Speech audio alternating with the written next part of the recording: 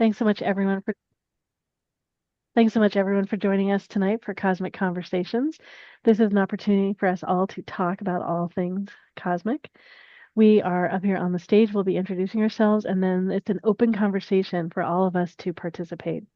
This is a special event at MeWe Fairs, and that we're all here, all doing this together. We've been doing this now. Gosh, it's been over a year now. I can't know, a year and a half. I'm not sure how long we've been doing this. Has But it?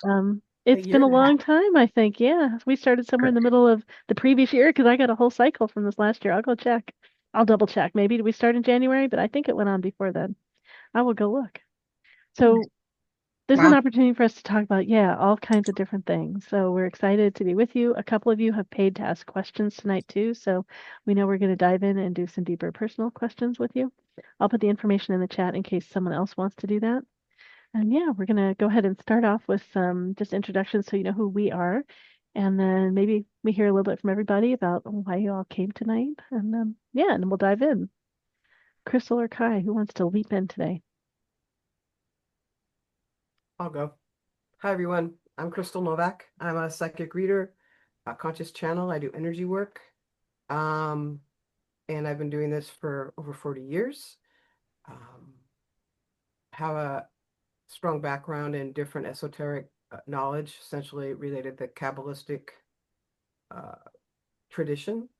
So that would be Tree of Light, the Kabbalah, the chakras, Hermetic doctrine, things along those lines. Um, I totally am a big fan of Cosmic Conversation because I strongly believe in sharing information and uh, learning new things. So hopefully that'll happen this evening with you guys. Thanks. And for those of you who don't know me, I'm Kai. I am a Hawaiian kahuna, which is the Hawaiian version of a shaman. I've been involved with the paranormal and the supernatural from day one, according to my mother. And the weird is normal for me. So there are no questions that I have not heard, have not asked myself, or have not wondered about. So, if you've got any kind of question on anything related to supernatural, paranormal, energy, anything like that, I'm happy to field those questions. I am a Reiki master. I'm also a teacher in that respect. I'm an energy expert, is the way I view myself, because I can do many things with energy besides healing. And I've done work through dimensions, times, past lives. I work with ancestors. I have my primary ability, or my specialty is removing negative energy from people, places, and things. And so I'm glad that you guys are here tonight. Definitely bring all your questions, whatever has been top of mind as far as like what's going on. If you've got any weird little experiences you want to share or talk about, let's hear it. That's what we're here to do. Great. And well, before I introduce myself, not to take away from anything you said about you being able to answer any question, every once in a while someone will bring you a situation that you have not experienced before. And you get to And I learn from love that too. And so, yeah, so while you've covered so much, there might be something else. So please, if you have some interesting, unusual experience out there, talk about it. Tell us, because we want to know. We want to learn from what you know too. So I'm Lorelei Shmayo. I'm an intuitive eye reader, body psychology coach, and matchmaker. With my intuitive eye readings, I think I do what we all do, but I do it in a more conscious way. I think that we all read each other's eyes and pick up tons of stuff about each other. You can get a sense of that when you realize when you can't see someone's eyes, there's so much missing. And then as soon as you see their eyes, there's so much there. So I'm reading your soul, reading your purpose, and my aim is to help you better understand and appreciate who you are, why you're here, what you're about, and then make choices about what you do and who you do it with so that you're in most alignment with your purpose. I love to use this work for matchmaking, one of the examples of one of the usefulness that I've used utilities of what I do. And then I also am reading your body in addition to your eyes. So I call that body psychology work. And I do all kinds of coaching around that too. And I also run all the MeWe fairs. That's a little bit about me. I'll put info about me in the chat too. We don't normally do this, but I wonder, for those of you in the audience, if you want to, you're welcome to unmute and share a little bit about who you are and why you come to Cosmic Conversations, or if there's any topic you know you'd like to explore tonight. And we do now have a third person that wants to ask a personal question tonight. So we know we've got the three of those that we're going to be doing. And you can make this anonymous if you want. You don't have to say your name, but just you say a little bit about your interest, why you're here, if you want. You don't have to. And whenever you want to participate in the conversation tonight, we can bring you up on stage. You can speak from your seat.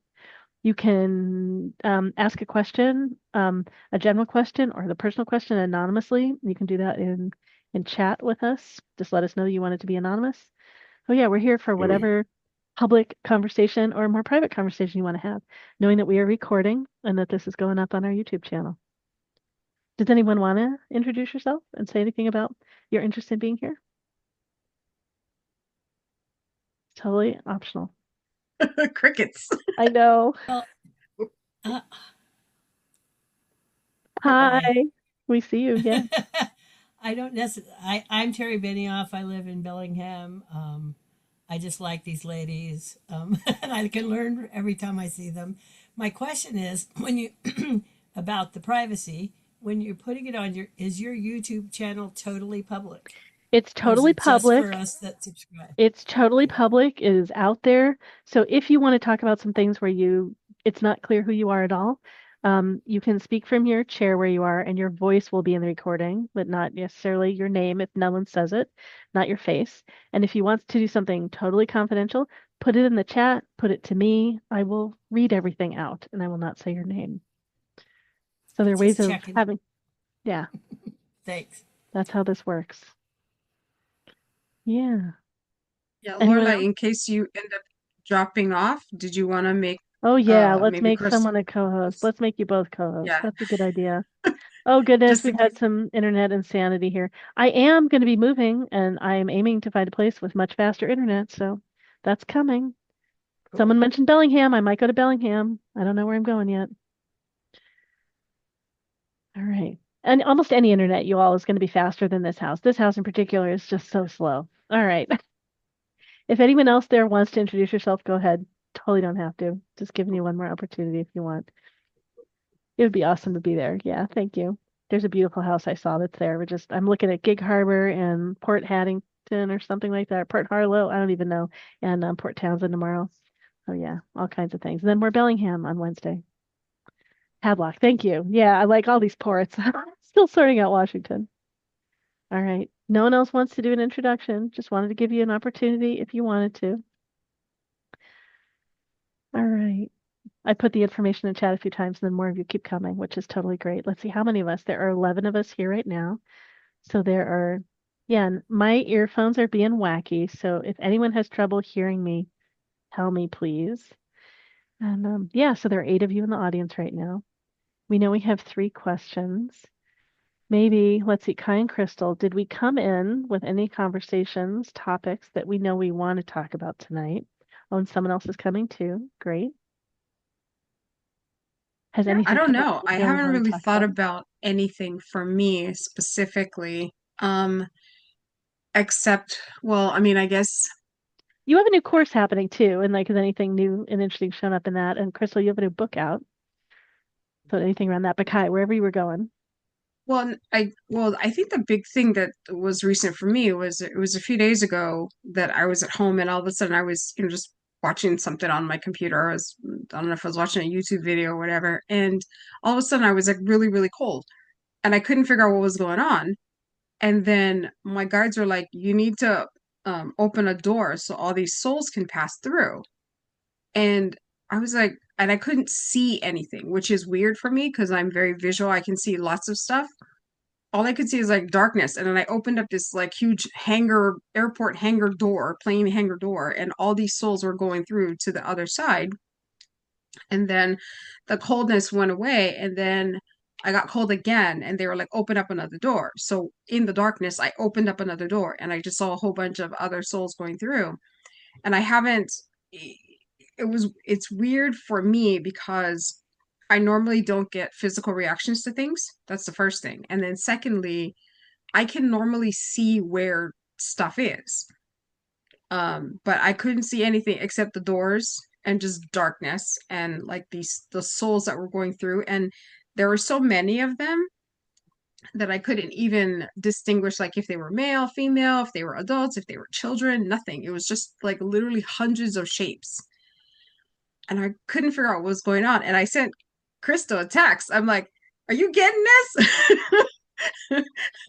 No, but I was super, super tired and I didn't sleep well. It's like, so I knew something was going on, but I wasn't having the same experience you were. I just knew Which I was being tapped for something. which day was Well, this? what time? Yeah, Yesterday? I think it was Saturday. Not Saturday not night? this not this Saturday, but Oh, last was it? Saturday. It's when we Okay. had that full moon in Cancer. oh yeah. And that was a rock and rolling time for everybody. But yeah. Yeah, see, because I didn't, I don't have any concept of that kind of stuff. Like I just, I'm just living my life, doing my thing, and then all of a sudden, I'm literally like shivering, like my teeth are chattering. I'm like, what is happening? Because I never get that kind of reaction, and it wasn't that cold. So I'm like, what's going on? And they're like, open a door. I'm like, Okay, where?" They're like, and literally, like I see nothing but darkness, and they're like, open the door, and then all this flood comes through. And I talked to someone else a couple days ago about it, or it was yesterday, and they're like, oh yeah, there's like all these souls that are just still wandering the earth that needed to be, have a way out. And I was like, okay, but why now? And she was saying something about, and like I said, this is just me, we're just talking about it, and her thought was, or what she got, is that all these souls were bound in some way.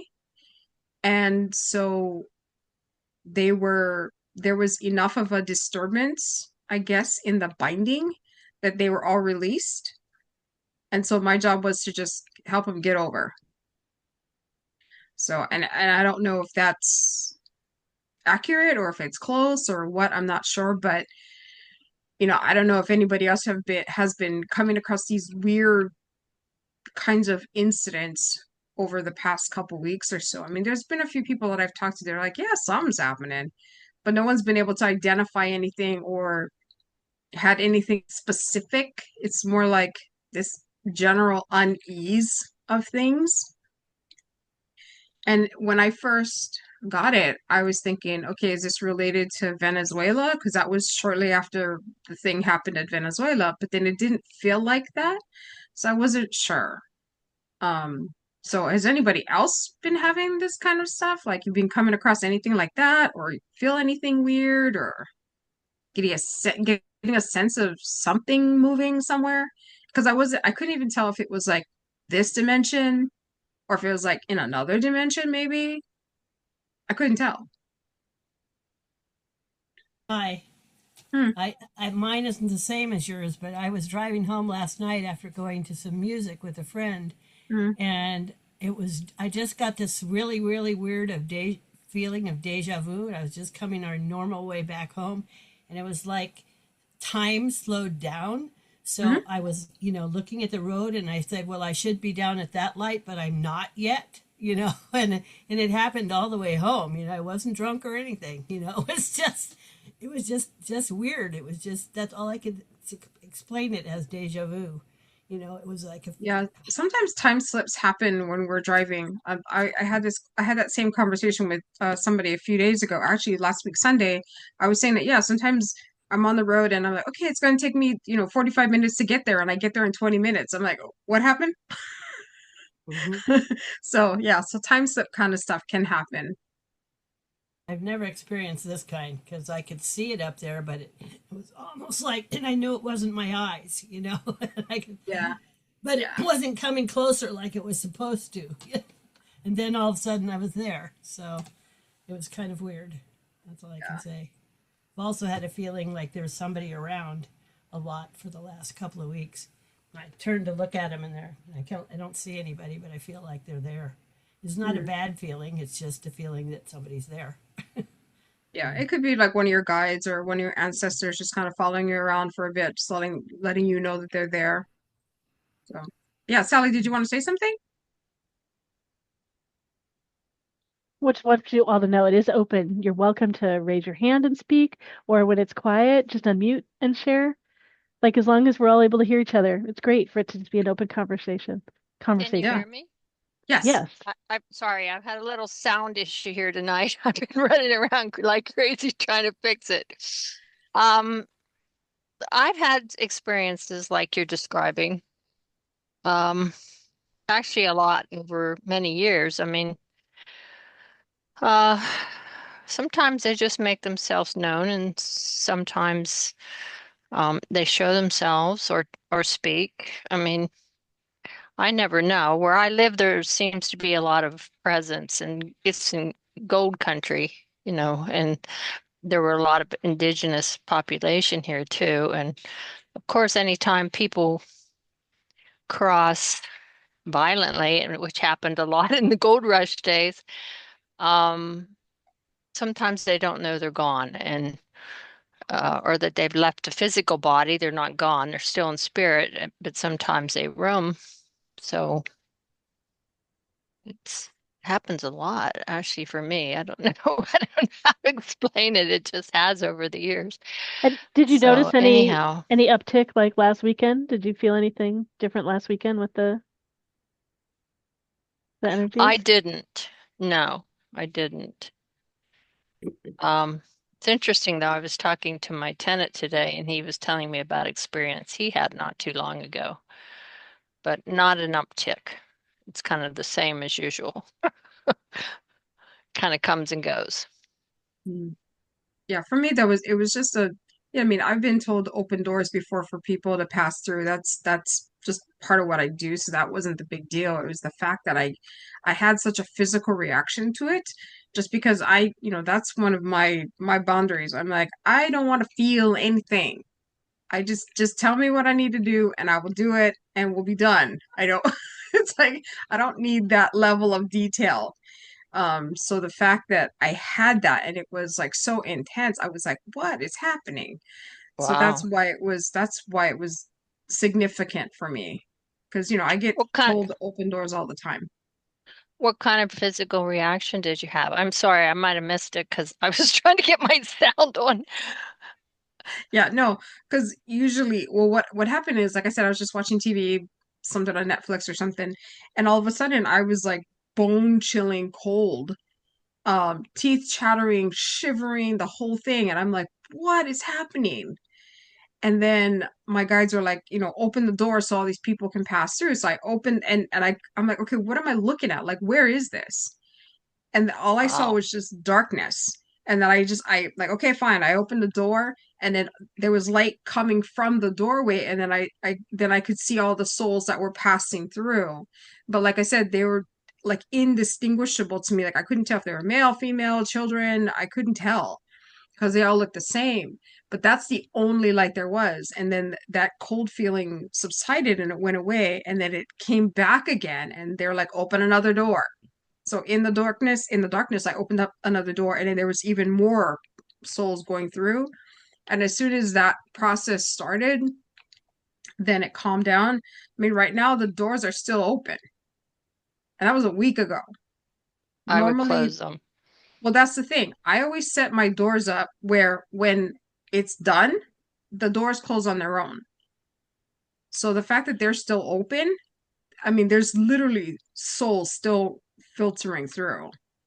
So I don't know what this is. So, Well, I can tell you what I think it is. This is going to be a lot. In my spiritual practice, we have 7 levels of heaven and 7 levels of hell. And it's all based on your vibration, the vibration that you carry. And extreme cold is the lowest level. So apparently, maybe a lot of people were moving to the light, which is awesome. Um, it's interesting. Somehow you opened a portal, it sounds like. Um, That's what I do. I do it all the time. well, I've done it too. Haven't done it recently, but I've done it too. But um, that's what we believe in my spiritual practice, so I don't know if that resonates for you or not, but that intense cold is um the lowest level, the lowest vibration. And You can move to another vibration. You simply can choose to go or ask for help. Right. But I guess That's Kai, is it just that you had so many at one time, and then you're also like, why is it that you needed to get cold this time? Like, Yeah, what was it about? yeah, I mean, because normally if there's like something that's happened, or because it's happened before. Like for instance, they were, my guys are like, okay, we need you to open a door on the East Coast where a lot of the ships sank because there's a lot of souls that are still trapped there. So like, Right. okay, so I open a door over there, and then I watch all the souls pass through, and then of course part of the intention of creating the doorway is I say, when it's done, like everybody who wants to go now, once that's done, close the door. And so, like I said, with this thing that's happened, like the door's still open, and I'm not sure what's, and I can't tell. Well, I might be able to tell, but I haven't looked at it. Um, like where the door actually is. So I'm not sure, but like I said, I know I can see that they're still open, and it's still got a lot of traffic. Yeah, go ahead, Crystal. So I've been looking at this since you brought it up, and Mm. of course, as usual, this is going to sound weird, but they don't feel like human souls because that's not what the vibe I'm getting off of it. They almost look like bones practically, and or cryptid kind of energy. Like there's not the usual resonance I feel when it involves a soul. Um, and it looks like they're escaping like out of a big basement or someplace that's really dark, and they're trying to get back over to the other side. Okay.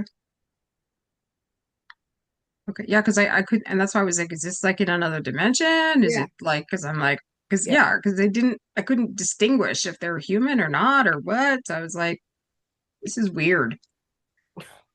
Yeah. I mean, because I've opened dimensions for humans all the time, like lots of wandering souls. I've sent them on many, many times, hundreds of them. So it was unusual enough that I'm just like, there's something happening. So yeah. So that was my little weird thing. Um, Anybody else have anything Can I that they ask wanted? one more question? Why can you close the door or will you just feel like you need to leave it open? I always leave the doors open and let them close on their own when they're no longer needed. Okay. So when they're no longer needed, they will close on their own. Okay. I mean, there are times when I do close doors, but it's like most of the time, once their usefulness is done, they close on their own. That's part of the intention I put into them when I build them. So it's weird to Okay, me that the thanks. doors are, yeah, it's weird to me that the doors are still open because normally they'll stay open for maybe an hour, maybe. Sometimes not even that long, and then they'll shut down. But these doors, for some reason, they're still open. And it's not like anything slowing down as far as what's going through them. There's still lots and lots of beings going through both doors. Because Wow. I've been checking. I was just like, are they closed? No, still open. Hmm. Yeah, it's weird that they normally don't stay open that long.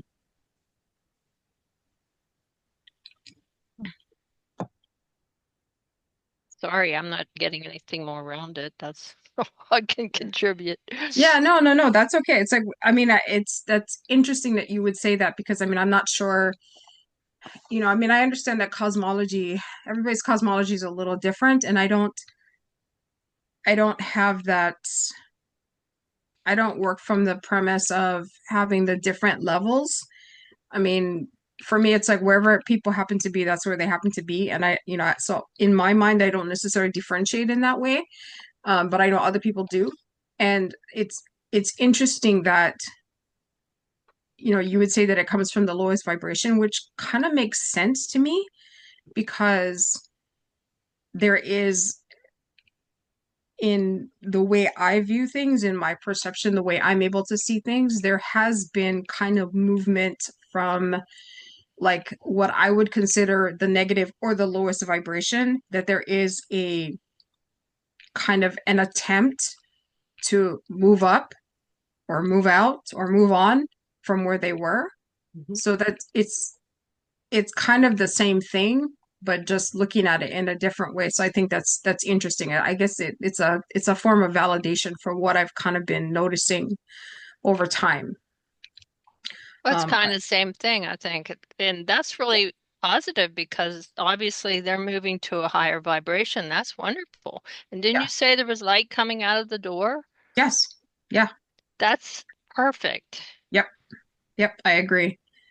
But I just thought was, I guess the thing that struck me for the most part was why now? That was really my question. And then, like I said, the person that I talked to was just like, they were bound and now they're not. So they get to move on. I'm like, okay. Well, there's a lot of people waking up right now, opening up the spirit that maybe have been closed for a long time. There's a big push for that. And the astrology right now is crazy. It's off the charts. So Mm, yeah, it's like I'm not familiar with astrology stuff. It's like I'm one of those like, okay, just give me the details. Like just give me the relevance of it. Don't give me the details. Like Crystal's like, it's this thing goes with this, and then that thing affects this, and this it's in retrograde. I'm like, okay, now tell me what that means in English. well, I know it's complicated, trust me. I have a little tiny touch of it, enough to be dangerous, but um I find there's something to it. That's for me, at least there is. There's something. Yeah, But I get it. Trust me, it is complicated. yeah. So, Anyone okay, else I'll want let to? somebody else talk. Anybody else want to talk about anything or? Yeah, anything at all. Any questions, any topics you want to bring up? This is open. And if you want, if you say so, if you want, you can come up here and stage with us if you don't mind being in the recording with your image as well as your voice. Yeah, and then the personal questions that we'll do in a little bit. Just want to have some conversation first. Just let us know. I'll chime in. Can you hear me? Yeah. This is Laura. Yeah, hi. That's the first time I've done this. Did you want to come Um, up on, so we're recording and it's going on YouTube. Do you want to come up here on stage or do you want to speak from your chair? It's up to you. I guess for now I'll speak from my chair. I don't Okay. know. Sure, yeah. But we'll do that for now. Thanks for asking. Yeah, this is my first time. I only found out about this because I got in the mailing list for the MeWe fairs, and I had been to one a few years back, and then my housemate invited me to one in November. So I've I have a lot of spiritual training, modern mystery school, and Kabbalah, and so forth. That I've been really kind of disconnected from that because I've been focusing on a career with education, young children. And I just really love that this is here as an opportunity to help me reconnect to my deeper spiritual intuition. And I'm even thinking of like, because I am a healer and I'm not trained in Reiki, but I'm like, maybe I could get some training because I do energy healing for people. I do some card readings, but I'm not, but I'd like to, yeah, maybe this could be an opportunity to help, help inspire me, give me some ideas of where to go and how to practice those gifts, how to develop myself more. So it just, I just wanted to say hello and just really nice, just presencing these other worlds and this, this whole world that isn't always apparent. It's really good to hear all Yeah, that. So. yeah, no, great. Welcome. That's wonderful. It's, that's part of the reason why we do this kind of stuff so that people can like, oh, I didn't think about that. Like, oh, that's interesting. Like, how does that affect me? Can I use that information? Like, how do I use that information? I think that's really great. I think the one thing that I've been coming across is as far as with energy healers is just reminding people not to use your own energy. That is a huge thing because I've been running across people that are just like, oh, I'm an energy healer. And I'm like, okay, so, and when I look at their energy, I'm like, you're not pulling from source. Yeah. Because I can actually see that. And I'm like, you're going to hurt yourself. So, if you are, for anybody who does energy work, remember always to pull from another source, not from yourself. Don't use your own. I know some people pull from earth. That's fine. If you pull from source, that's okay too, but never use your own energy It's another because way you're going that to someone exhaust else yourself. has talked about that recently is, right, I've worried about this for them, that they say when they work with challenging energy in another person, they are then taking it on themselves. They're not just doing something with it or helping cleanly. Like they're, so again, it's another way that people are like using their energy, that we don't need to do that, and it's not a great way to work, right? It's sabotaging ourselves. Yeah, It's never helpful take to on hear energy that. from other people. Never do that. It's helpful to hear that because I think I need more practice. I have some training in doing that with animals and pet healing, but I guess I haven't actually, experienced that or know how to do that. So I'd love to get some training or just, I mean, I can imagine what that might be, but it would be nice to kind of see what that experience is like. Because yeah, I do. I probably tend to overheal people. I just want everybody to be okay. So yeah, Yeah. totally. I think if you follow your curiosity as far as finding an energy healing modality to start with. I mean, most people like Reiki because it's easy and there are teachers everywhere. I think that's a good place to start. There are other modalities to look at, and what it will do is kind of give you a basis to stand on in terms of training. And then at that point, then you can look at other different things that make sense to you. Because that's the thing about spirituality is you kind of like, okay, this thing over here, that was really interesting, but I don't really need all that stuff. What I need is this technique from it, and kind of build your toolbox that way. I mean, if Yeah. you're a person who has to follow one specific thing, then that's fine too.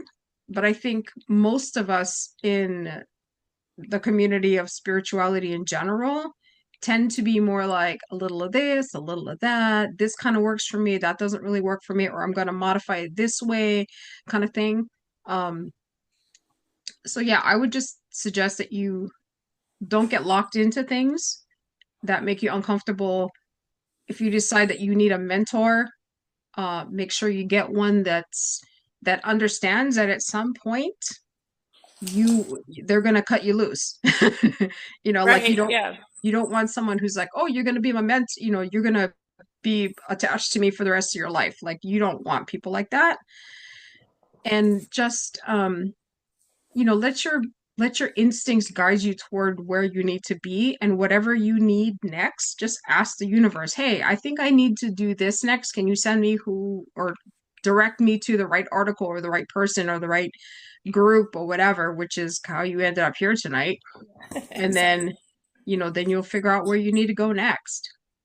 Yeah, totally. It makes me think I'm also an artist, and it's like I learn little different things, and then I kind of incorporate it into my own. And I'm just excited that I had some opportunities. Like it really, I used to be in the business world, and so like I took on some people at my church and at a camp I go to, and I just said, okay, I'm going to do some energy healing, and we went to this at the retreat center, and we went to this chapel, and it just all came very organically out of me, and people really experienced healing, and so it was like, okay, this is very real, and I see the benefit of some training so that I'm being responsible for how I'm doing it, so I'm not like what you were saying. That was a good reminder. So yeah. I think a lot of people, right? We have gifts. We can tell we have gifts. We open in various ways, or there's so many ways, like anyone can learn things on the web now. And so I think that a risk that our community, our larger community is facing right now is that we could go learn some skills or just open some skills and not have it grounded sufficiently. Right. So we're not knowing how to protect ourselves and protect the people we're working with. And Crystal, you have this new book out. This is part of why you wrote your book, if you want to talk a little about that. But I think that's maybe part of the message that we're here to share with the community is, to connect with each other and learn, like you learn some basics so that we can protect ourselves as we explore and learn new things. Cool. So yes, I recently released a book on January 2nd. It's called Remembering Who You Are. It's essentially about we as spirit having a human experience and how being in the human body, its influence it has on us experiencing reality. And then how we get programmed as we're infants because we can't stop anything that's coming to us. And then we tend to think that's what our reality is. And so it's how to do healing work on yourself, become more open to reconnecting to your spiritual side, more dialogue and information about energy and how it works, and that there's principles that guide the use and performance of energy, and that we literally create our own realities. And it's thought-based. So what we think about, that's what shows up. If you have a lot of unconscious stuff that you haven't cleared, then that's where you're creating from. So if you are a catastrophic thinker, for example, your mind is constantly churning up every little thing that could possibly happen. And so that absorbs your will and your purpose. And how do you set that aside so that you are not pushed by that? One of the features that we have here is our mind. And it's a limited tool. It's the shovel that thinks it's the gardener. Our minds think that they are all it in a bag of chips.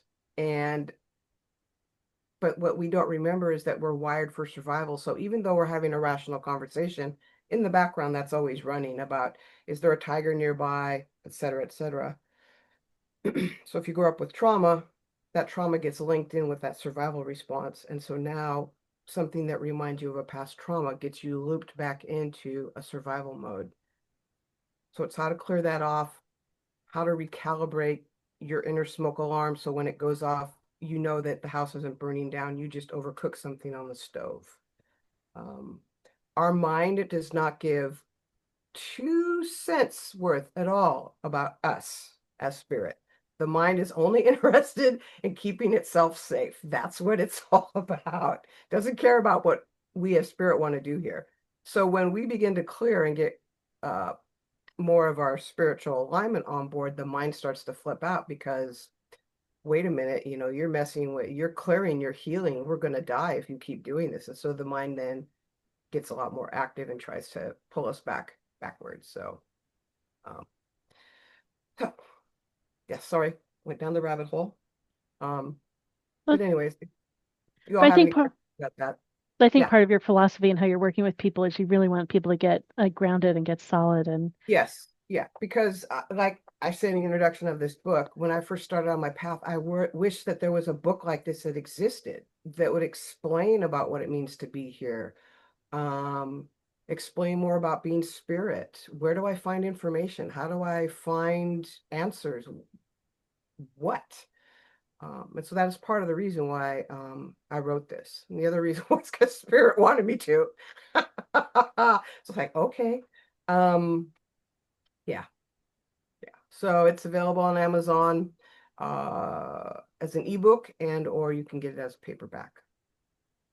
yeah, like I'm an example of someone that I don't have any formal training in energy work from anyone, I don't think. So I just pick things up listening to all of you. So it's by being here that I learn things about shielding, right? So listening to you and other practitioners, there's some way that I realized like I did some shielding when I was a kid, but didn't know what I was doing, right? So this is part of how I practiced it and knew, ended up doing some of it. And then like you've talked about when you work with people and removing different things, right? There's removing things and making sure that you fill it back up with Mhm. good stuff. Like we were just talking the other day, maybe we were doing our Facebook Live back then. You were talking about like when Mhm. one goes to clear a house and like where to start and where not to start. And, in terms of like physically in that sense, where you're working energetically and the things you could trap in when you're supposedly trying to get things out. Like, so I just learned all this stuff listening to you. So this is like some of the risks I think is people learn like a technique and they don't have enough of a foundation to put that into, or they're learning from someone that doesn't cover enough of those basics. Yeah, just because somebody gave you a piece of paper does not mean that you've got it all under your belt. The application and practice of different modalities is just that, it's practice. and you come to it from a place of being grounded and knowing how to clear your energy and how to remove cords and bands so that you show up in a relatively strong position. And that gives you more discernment about what you're experiencing.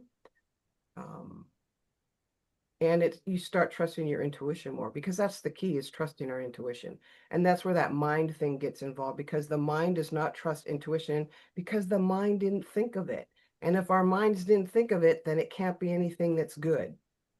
So that's part of the whole process of being able to meditate, create separation between yourself and all that hamster wheel noise, so you can hear your inner voice, you can hear your guidance, you can begin to build a relationship with that.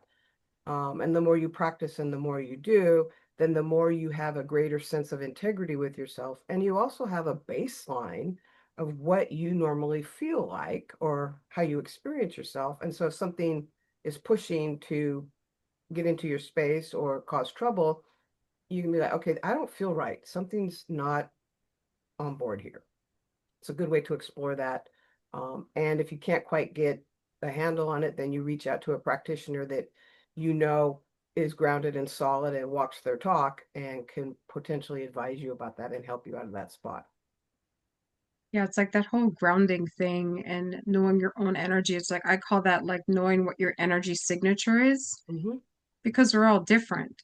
And so once you know what your energy signature is and you are sensitive enough about it, when an outside energy, whether it's just negative energy in general or an actual entity, tries to interfere with you in some way, like you know immediately and you can take action immediately. Mhm. Because a lot of times what happens with our energy, especially, from my perspective and the things that I do, is that people don't realize what their energy signature is. And so what happens is an entity that wants to come and kind of mess with you a bit will resonate really closely to you, so you won't know it's there.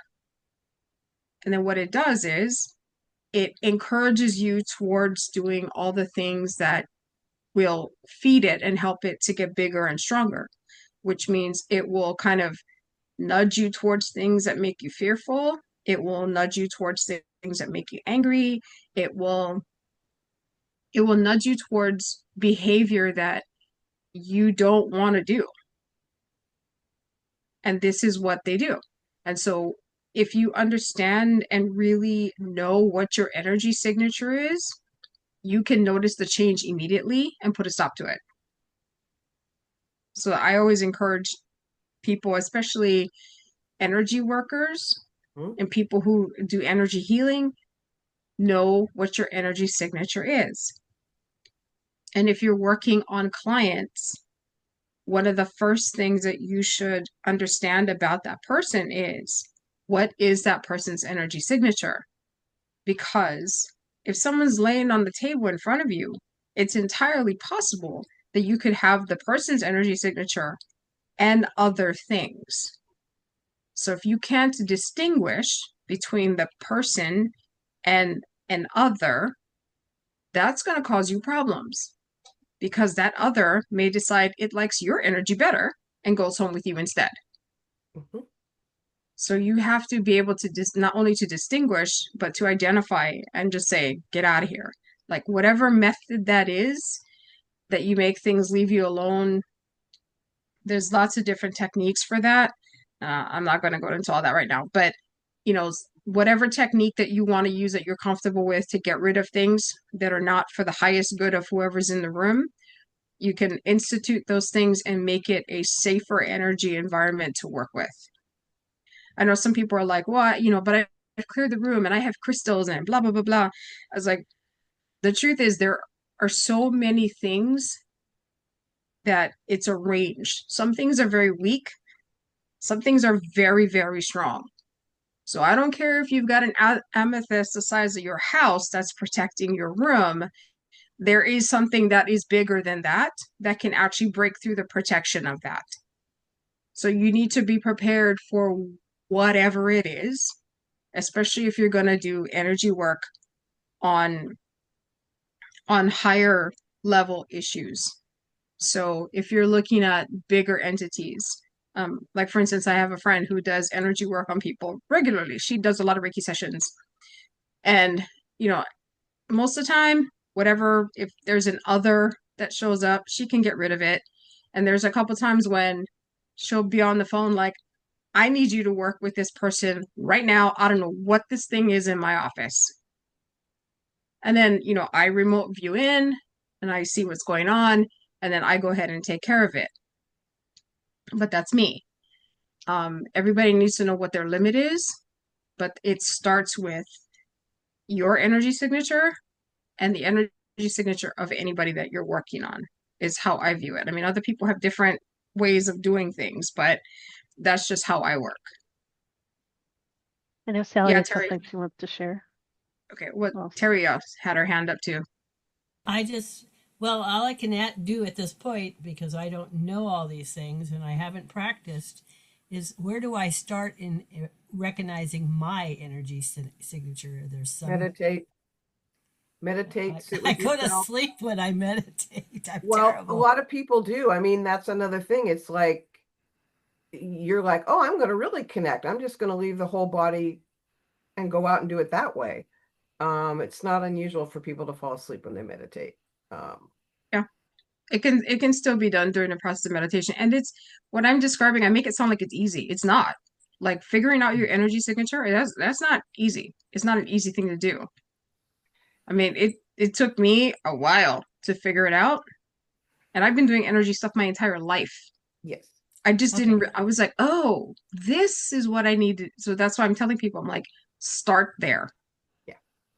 Like, just Well, figure out, like, like, I give people exercises, like, when I do classes, I'm like, okay, like, this is the cup, right? The cup has its own energy signature, and then I have my energy signature. And I tell people, try to distinguish between what is your energy and what is the cup's energy. Like, just start there. okay. So, because I think I told you this at another one, but many years ago, probably 35 or 40 years ago, had discovered that over time I could help people get better just by taking on their stuff, their headache Yeah. or whatever. Yeah. And, when I finally figured that out, that I was, just getting sick, I just said, because I had no knowledge of how to deal with it, I just asked the universe to take away that so called gift. And it did go away. Mm-hmm. That's as far as I went. And now I'm back in a state of being much more open again. So I want to do it right because I still want to be able to help people and take care of myself at the same time, obviously. Yeah. You just need to learn to set it up so that so that you are not the conduit through which that passes. Yeah, we can figure that out. I was Sally, thinking go ahead, Lorelai. I'm sorry. I just had a related question, then I know Sally had something she wanted to share too, or ask, or say. When you were saying distinguish someone else's energy from the other things with them. So if it's someone that I've never met before, I'm Mhm. just imagining like what methods might be of how I can get the sense of them that is separate from the other stuff. Like if the other stuff is related to other things I've experienced before, then I might recognize that. Or like, is there some way I can connect with their higher self and then I can feel their energy and then distinguish? Or like, what are some ways to do that? You Well, have to know yourself first so that But let's say I know myself already, but how do I sense it's someone else and the difference between well, that's maybe too complex that's a question. Okay. no. Okay, so here's the way I do it. Like, I meet somebody, I've never met them before in my life, and they're like, okay, I need you to work on me. I'm like, okay, sounds good. So the first thing I do is I set my intention that I need to know what this person's energy signature is. And then I get the sense of, like, okay, this is where they primarily at. This is their frequency. This is their signature. Okay. Then my next question is like, okay, is there, like, I asked my guides, is there anything that's attached? And they tell me yes or no. And then at that point, I go looking for what's different and where it is. And it's normally at the back of the neck. That's normally where they park. Mhm. So that's my tendency. It's like, figure out the person. I just ask if there's something else. Or sometimes the person's walking up to me and I can actually see what's attached to them. And I'm like, yeah, okay.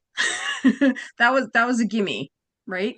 And for some people who may not be able to see like I can, if you can sense things, like you'll be able to, like, if the presence is big enough, you'll be able to tell, like, this is the person and this is not, but they're attached. So it really depends. But because I'm sure like you've walked past someone and like the person walks past and all of a sudden you get this weird like ooh right after. That's just because they have something attached to them and you got the energy signature of the second other that came past you. Yeah, I guess I get lots of practice when I do matchmaking with people because I get all kinds of photos that just come up, and there are totally some people where I'm just like, ooh, no, yuck. Like I can totally feel something, but Yeah. I'm because I'm feeling more of like a congruence or an openness or an ease or there's some there's an alignment kind of something that I go look like. So there are things I know I'm feeling and sensing, but I don't like I don't see the other entities. I don't. But when I have like the yuck, so maybe I can start to distinguish and decipher like what's some of the yuck that I'm picking up, and maybe I can start Mhm. to feel that in a different way. Yeah, because and then what you'll notice is that once you focus on that, you'll be like, okay, so this is like a little bit of a yuck. This is like major yuck. Like you get that distinction because there is a distinction. And it's again, it depends on your sensitivity to energy and how much you intend to really figure that out. I mean, for most people, it's not that big a deal, but if you're gonna do energy work of any kind or be focusing on this type of work, then it makes a difference. Or Yeah. if you're standing in Costco for 10 days in a row talking to people all day long, because Well, there's a Walking in whole your lot dogs. case, going on there. yeah, but you and I talked about in your case, you just need to put up a really big fat shield and just do your job because you can't fix anything, you can't change anything. All you can do is just work around it. Like the light bulbs that the glass where it's like a little twist to a point. I almost see you in like a little thing with like the point and people come sliding by, but they're not like coming into you. Yeah, I mean that's essentially like if you have a like a public facing job, it's like that's really what it is. It's like you just want all this stuff bouncing off of you so you can get through your day, do what you need to do and not be affected. So, yeah. But that's different from actually having a client come into your office and, Yes. whatever. So, But there are people that I assist in that process. It's part of me. And usually that's fine, except I probably talk to them too long instead of selling the product. yeah. Um, but, and I do have times when I see people, I'm like, oh, I hope he doesn't come over here, send him somewhere else. I could see he's ready to cause trouble or whatever. Yeah. Yeah. But, The things with them are yeah. causing trouble. Yeah. Yeah. Well, that was an interesting one to tell me that Well, sometimes they're looking at something attached to them. Yeah. and Thank you. you get that feeling, and then it, depending on how you were raised, you might have gotten this thing about, oh, but you have to be nice, or give them a chance. And and they're packing like this monster thing on them, and I'm like, oh no, no, no, just And that's no. trickier when you're at a job and you're supposed to talk to everybody. So that's the I agree, choices but about you can be jobs. Yeah. shielded while you're doing that. Hmm. You can hold a shield while you're doing that. And So, may I add something? 'Cause I work in a public place, and just from a very mundane human perspective, yes, if you cannot escape working with someone who is energetically pinching at you, it's totally okay to ask for help and support from your team and management. yep, Okay. Yep. And if they don't give you help and support, then you got a bigger problem than just an energetic pincher. Okay. Um, I can tell you that I had a couple of times when I felt immensely uncomfortable working with a patron at the library. Again, not even necessarily because of the energy, but because of the things that I was asked to do. I wasn't comfortable doing, and the questions I was asked were not comfortable for me to answer. And uh, I just said, I am very sorry. I need to step aside for a few minutes. I'm gonna have Miss whoever my coworker is help you here, and I will be back in a few minutes. And I passed the patron along. that person witnessed everything. They knew what I was going through. They saw it. That's it. Okay. Because working in the public, I work in the public library. We have all kinds of people walking in all the time, you know. So you need to have the that support system and that backup at work. And if you don't have that, then like I said, you got a bigger problem than just a client or a patron who is pinching at you and making you uncomfortable. Well, in that way, I am on my own. There's no other coworkers in mind, but the Costco people are really good. They're very supportive, and I always make a relationship with them. So, if something happens, I go to them. Yep. Thank you. Sally, But what I did do. you want to say? Okay. I just wanted to say, first of all, I love your background, by the way. Thank you. Um, and but I want to agree with you. Yes, it's really important not to take on people's energy because it can make you very sick. Um, I learned that the hard way because I was basically teaching myself from spirit. And there are practices where you can do energy work and you don't touch the person. And I highly recommend that. And that's the kind of energy work I do. And it actually gives you energy. It doesn't make you sick. It doesn't draw it from you. You're drawing it from source. And the other part is you really, I agree, they do attach at the neck. That's common. And there can be more than one. There can be multiple. Yeah. There can be seven or more. Yeah, And sometimes people have a parade. Yeah. sometimes they have a whole parade. And what I can also tell you, again, I learned this the hard way. There are energies that are incredibly powerful. And I went to replica of an Aztec ceremony. Oh my God. I brought some hitchhikers home, and I'm a very practiced Oh. healer, and I had three Aztec gods harassing me with drums for a month, and Wow. it was very difficult to get rid of them. I could see them, in the feather masks, and um, one was seated, two were standing, and it was, I was beginning to wonder if I was ever going to get rid of them. It took me 30 days. Wow. And I did some things and they got quieter and quieter and quieter. And finally, they totally went away. But try going to work and you got this Aztec drum pounding in your head. Let me tell you what, that was not easy. Fortunately, I worked mostly by myself and I could play like flute music, Indian flute music to kind of drown it out. But I'm thinking, oh my God, I'm gonna go crazy. But eventually I did get it stopped, but it was very difficult. So you really, if you're going to open that door, you really need to have somebody that can help you. Um, or uh, that was a big mistake and very scary actually. So you just have to be careful. This is real stuff. Um, Yeah. I used to have a really overwhelming, obsessive, compulsive, negative self-talk voice, and I may have talked about it in one of these before, but I had some experiences that enabled me to separate myself from the voice, and I got that it was other, and I was able to essentially banish it. But I didn't use that word for it at the time. But I definitely set a strong boundary and like a connection to myself, of myself. So I had a sense of my own energy, you could say, my energy signature.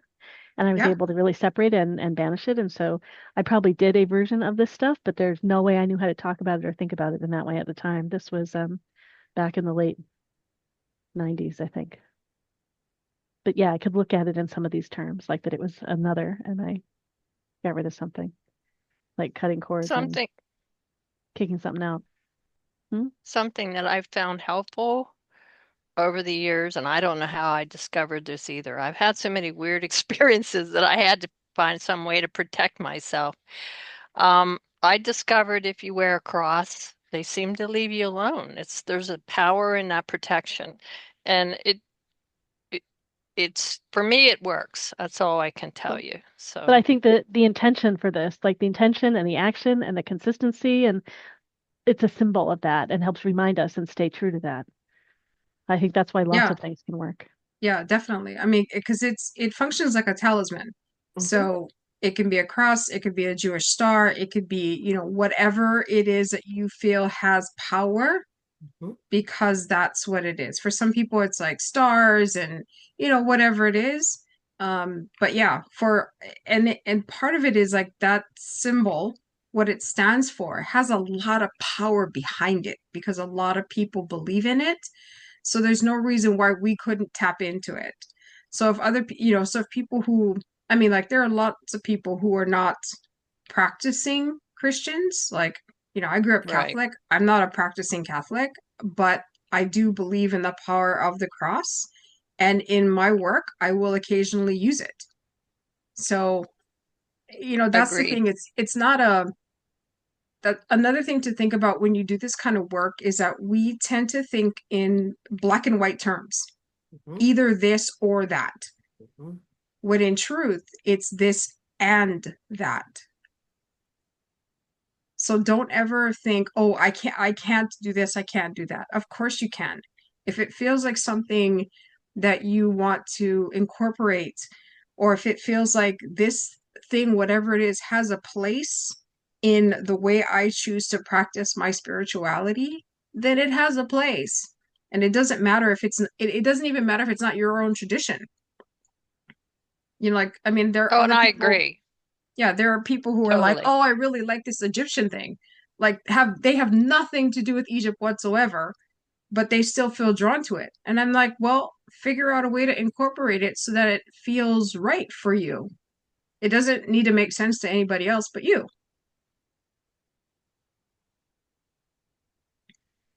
So whatever you feel that and I agree totally. Just for me, that's what works for me. So Yeah. I'm Yeah. just throwing that out there. Yeah, no, and that's perfect for, people who didn't grow up Christian but are kind of leaning more towards spirituality. They may lean more towards, the Jewish star, or they may lean more towards other types of A things or crystal. symbols or talismans.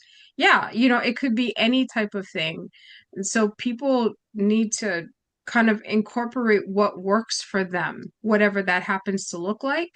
I mean, some people might have different things, like take an aspect of like voodoo or hoodoo or um yeah, Taoism or Buddhism or Santeria or whatever, or any like African religions or whatever. um Whatever you feel an inclination towards, if you want to make that part of your spirituality because it talks to you, it speaks to you, you resonate with it, find a way to incorporate it. It's not wrong, as long as you're not hurting anybody or hurting yourself in that process, because sometimes we tend to glom on to things that are not good for us, because there are, and nobody ever talks about this, but as there are, especially if you're talking about talismans and deities and things like that, there are a lot of really wonderful, helpful deities out there, and there are some that are not so good. So make sure you connect with the right ones. Because like for instance, in the Hawaiian pantheon, I read somewhere where if we were to look at every single one of the Hawaiian gods, there are 40,000 of them. Okay. And I know at least one of them, but there's several gods that are like the gods of poison. We don't really want to connect with those. Good point. And so if you choose to get into like different types of religions and symbology and that kind of thing, like make sure you do your homework on that stuff. Yeah. Well, And another way you can tell is if you're trying something out and if it is trying to coerce you or scare you, shame you, manipulate you, that's not spirit. That's Yeah, not, or even like persuasion. yeah, It's just like, yeah. And yeah, if you're like, that's not me. don't feel comfortable with that. That's when you know something's trying to manipulate you and come into your space. Well, Spirit Yeah. never shows up that way. Spirit shows up and says, "Hey, I have a thought, you might try XYZ." And then we have free will. It's like, okay, do I want to try XYZ? No, not right now. Okay, then I get down the road 10 minutes. I'm like, expletive deleted. I should have listened to that because now I wish I had, I'm because trying here to I am. see. And the very thing they said, blah, blah, blah. So Spirit lets us, we get tools, we get information, and Spirit lets us choose. Because that's why we have free will. well, I tried to, I on my father's side of my family is Jewish, but I was never brought up Jewish and didn't have a clue because he never talked about it. And then he died when I was young, so I never found out. But so I decided one year I'm going to, study up on the Jewish history and etc. and the culture and the religion.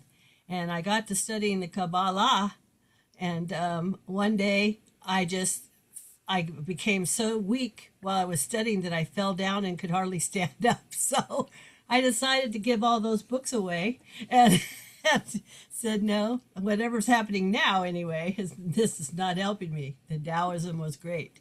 I also took something from, not the Santeria, but from the Yoruba also. But the whole systems, well, the Taoism so far hasn't disappointed me, but the other systems, there's always a lot of crap that comes with it because people are the ones that put it together, for power. When you study a culture that has a specific spiritual practice, if you're raised in that culture, then you are, if you pardon the expression, you're programmed about how that looks for you and how it works for you and how it relates to your culture. If you step out of that and you're over here in the Western world and you're like, oh, I want to go try that, you have to respect the fact that you might have a totally different experience than the people that are raised within that, because it's not, your consciousness is not aligned, your belief system is not aligned with what those people got taught. You're just over here curious or wanting to like experiment. And there's fine print sometimes. It's, you want to be careful about your experimentation. We get a lot of do-overs when we're kids. When you get up to this stuff, there's not always a lot of do-overs. There's people that I've know that have pushed it, did not let it integrate. They ended up in the psych ward for a few days. So it's not like we're trying to freak you out so you never try anything. It's just that we want to make you aware of that. It's like any new skill you're using. If somebody gives you a chainsaw, the first thing you don't do is make it a necklace and wear it around your neck and turn it on. No, you have respect for the fact that it can cause harm. So you want to be responsible in how you use it. And gifts can be like a chainsaw. So yeah, you use with care. I mean, I was at a Omiwi fair and this guy was really excited when he found out he had a demon. He thought it was cool. And I'm like, dude, it's not cool. It's effing you up inside. You're telling me all these health things that you have, and this thing's embedded in you, and you just think it's cool because you can go tell all of your friends, ooh, I have a demon. It's like, no. Well, and if that's the growth stage someone is at, there's like, it's where they are right now. Yeah. Yeah. So, yeah. Be respectful and have discernment when you're trying on something new. There was a great because I've had people. Go ahead. Oh, no, I was going to say, just in addition to that, it's like I've had many people who have said, not many people, but a few people who I've said, they've come up to me and they're like, do I have a demon attached to me? And I go, yep. And I said, do you want it removed? And they say no. And I said, okay, well, have a nice day. Because I'm like, I can't help that. I can't change that. I can't fix that. That's a free will thing.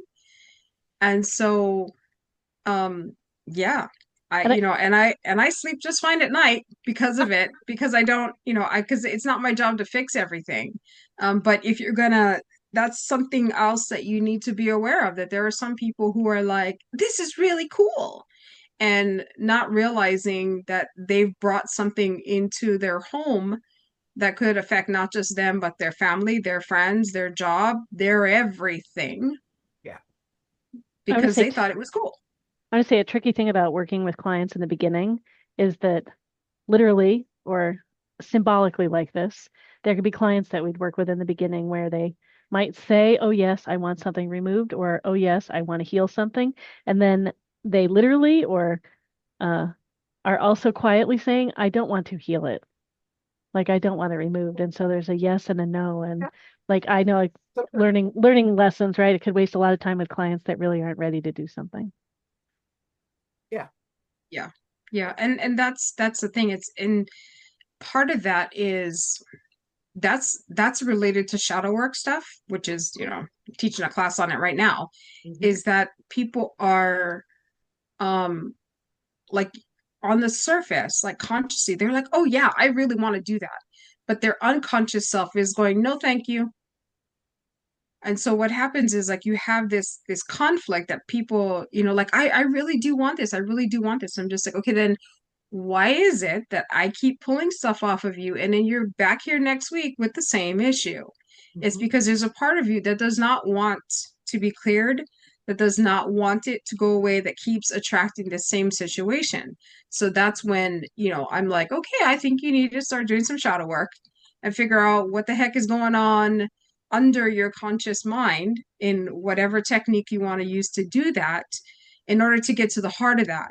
Because as long as your lower self, your unconscious self, keeps putting out this signal that Mhm.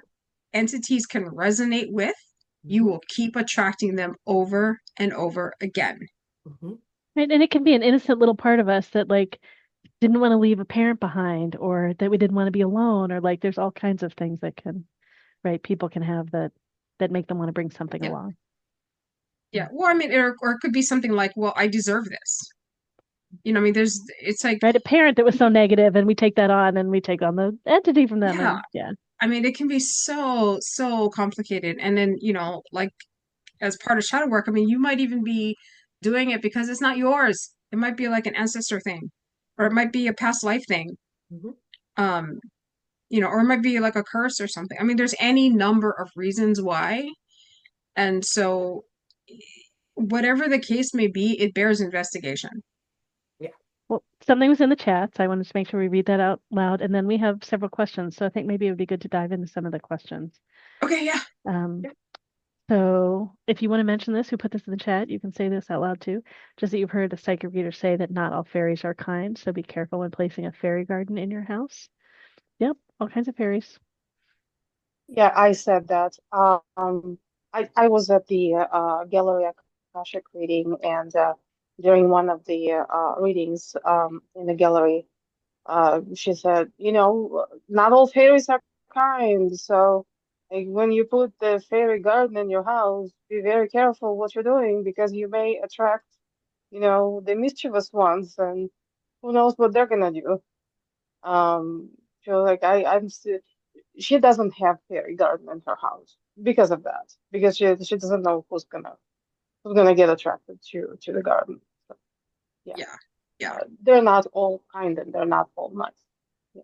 Yeah. I mean, and that's true for everything. Like I said earlier, there's a range, right? Mhm. So don't assume that, oh, if it's, I mean, if it's there in the way I look at it, it's like there's the scale is like angels are on one side, demons are on the other. There's a whole lot in the middle Mhm. that kind of go either way.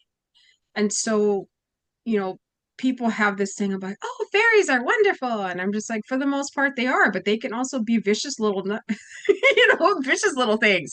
So Mhm. you have to be conscious of that. I mean, like I had a friend who she put one of those little fairy statues outside, and it's got it's a statue that had like a little bowl so you could put in like, gifts for the fairies and stuff like that. And she was doing great as long as she continued to feed the fairies. When she forgot to feed the fairies, man, like her yard was like, it was insane. Like stuff started dying and she was like hearing knocks on her back window. I mean, just crazy stuff. I was like, yeah, you don't want to do this.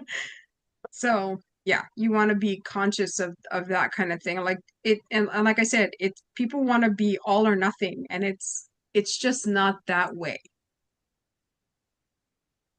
Well, I guess I was lucky because I was brought up without a religion or culture in my family, so I was an empty cup looking for something in sort of way, except that I didn't have any filters to know how to look. But I I know I did go with my ex that was trying to get back to his African roots to some Cuban stuff, and I saw these people get possessed, and I was totally impressed because like I didn't have any clue what that was. And I was like, well, I wonder why it doesn't happen to me, you know. And then I learned after a while that they have in particular deities that come down, and they, you know, that would happen at these bembes, and they would go around and talk to people like in other languages and stuff. But whenever that so-called possessed person came to me, they looked in my face and then they said nothing and jumped and moved away.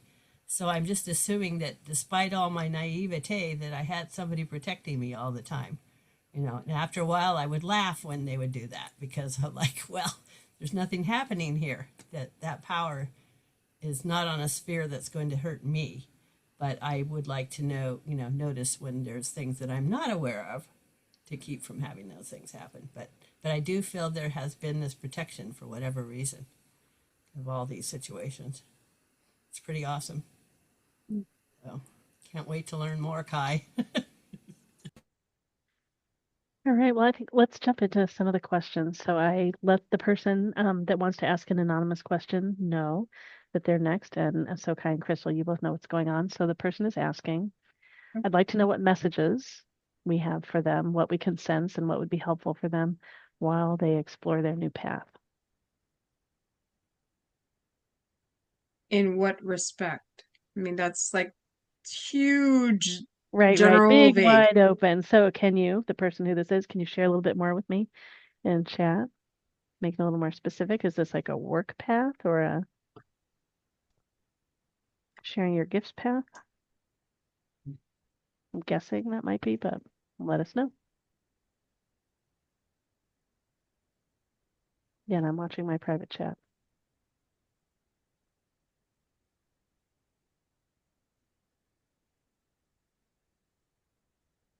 I don't see anything. Gifts and work. Okay, your gifts and your work. So shifting your work to be towards your gifts. Or you also have a like a regular this plane job too that you're asking about. I'm confused. Could we just get that clarified, please? Because I'm hearing like Yeah, three it's in the things. process right now. So they said Okay. their gifts and their work. And now Hi. I'm asking for that to be a little more clarified. Go ahead. Hi, it's me.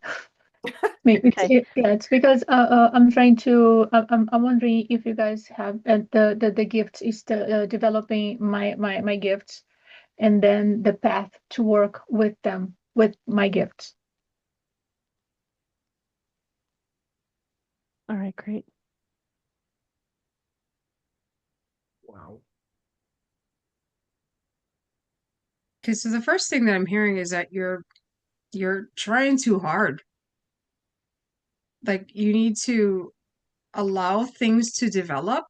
Like there's no it almost feels like you've kind of given yourself a time limit. Like hurry up, you need to get this done almost. And in truth, like that doesn't serve you because you're in the process of developing things as time goes on. So give yourself that space to do that. I feel like you're going to be working with people one on one, and I feel like you're going to be, it's some sort of energy basis, but at the same time, it's almost, I feel like I don't know if you're going to start reading cards or oracles, or there's some sort of divination practice that you're going to do with them, as well as a little bit of energy. But I also feel like that you're not quite ready for that aspect of it yet, because there are energy imbalances in yourself that have to be kind of worked out before you can actually like be as effective as you would like to be in helping other people. I feel like it's something that you're going to start to do part-time, because it feels like there's other things that need to take precedence for now. And then as time goes on, you'll probably do it more or whatever. I would be conscious of when you actually really do start taking clients like for real seriously, to be conscious of your pricing and not to do too many things for free, because I feel like you're going to be surrounded by people who expect it to be free. And I don't want you to kind of get stuck in that trap, because one of the things that you're going to come across when you do this work is what what other people have told me and named it like the vow of poverty, which is, as healers and former shamans and in different lifetimes and stuff, we were used to not taking money for what we did, because our village, our people took care of us, and we never had to, we didn't need money because we didn't need anything, because our village took care of us.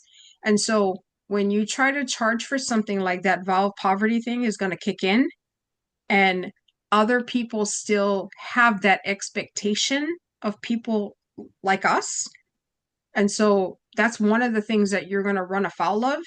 So what I would say in your practice, as you learn how to do things and you follow your curiosity and you develop your skills, that you kind of find a way to remove that, because it does not serve you in this lifetime. Because in this lifetime, we got to pay bills like everybody else. Okay. So that's the thing that's going to come up.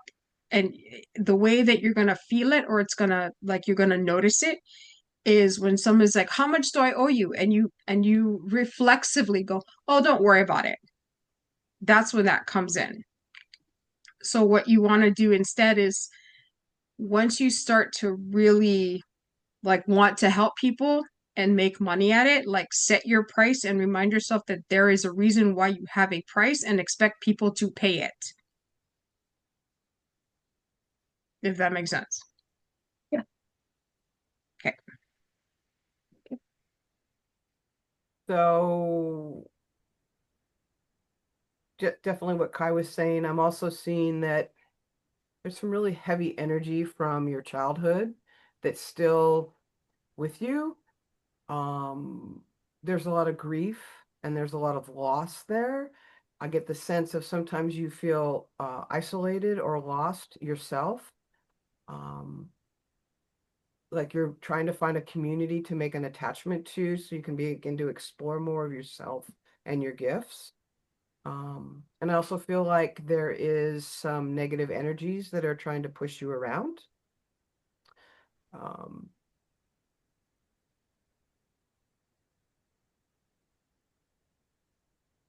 Yeah, what Kai said about not pushing it, by allowing it to unfold, and have its process. And none of us are really patient with process. We want it yesterday, and we want it all done and ready to go. And this is an unfoldment. It's like you can't make Christmas come any sooner than Christmas.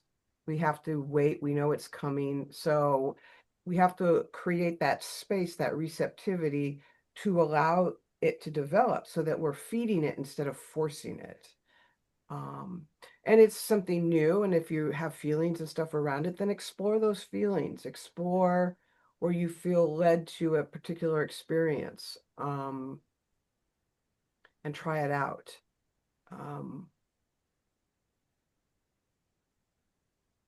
But again, I feel like there's definitely some internal work that you can do. I feel this tremendous pressure about having to prove yourself. And honestly, there's nothing to prove. We are spirit. We forget, because when we get here, we incarnate into this little tiny body that has no way to remember anything, because the brain is not developed enough. And so as we grow and we have our experiences and things like that, it's hard to remember that we have that we are spirit. We're just here having a human experience. And we are innately worthy. We are of the divine. So we have nothing to prove.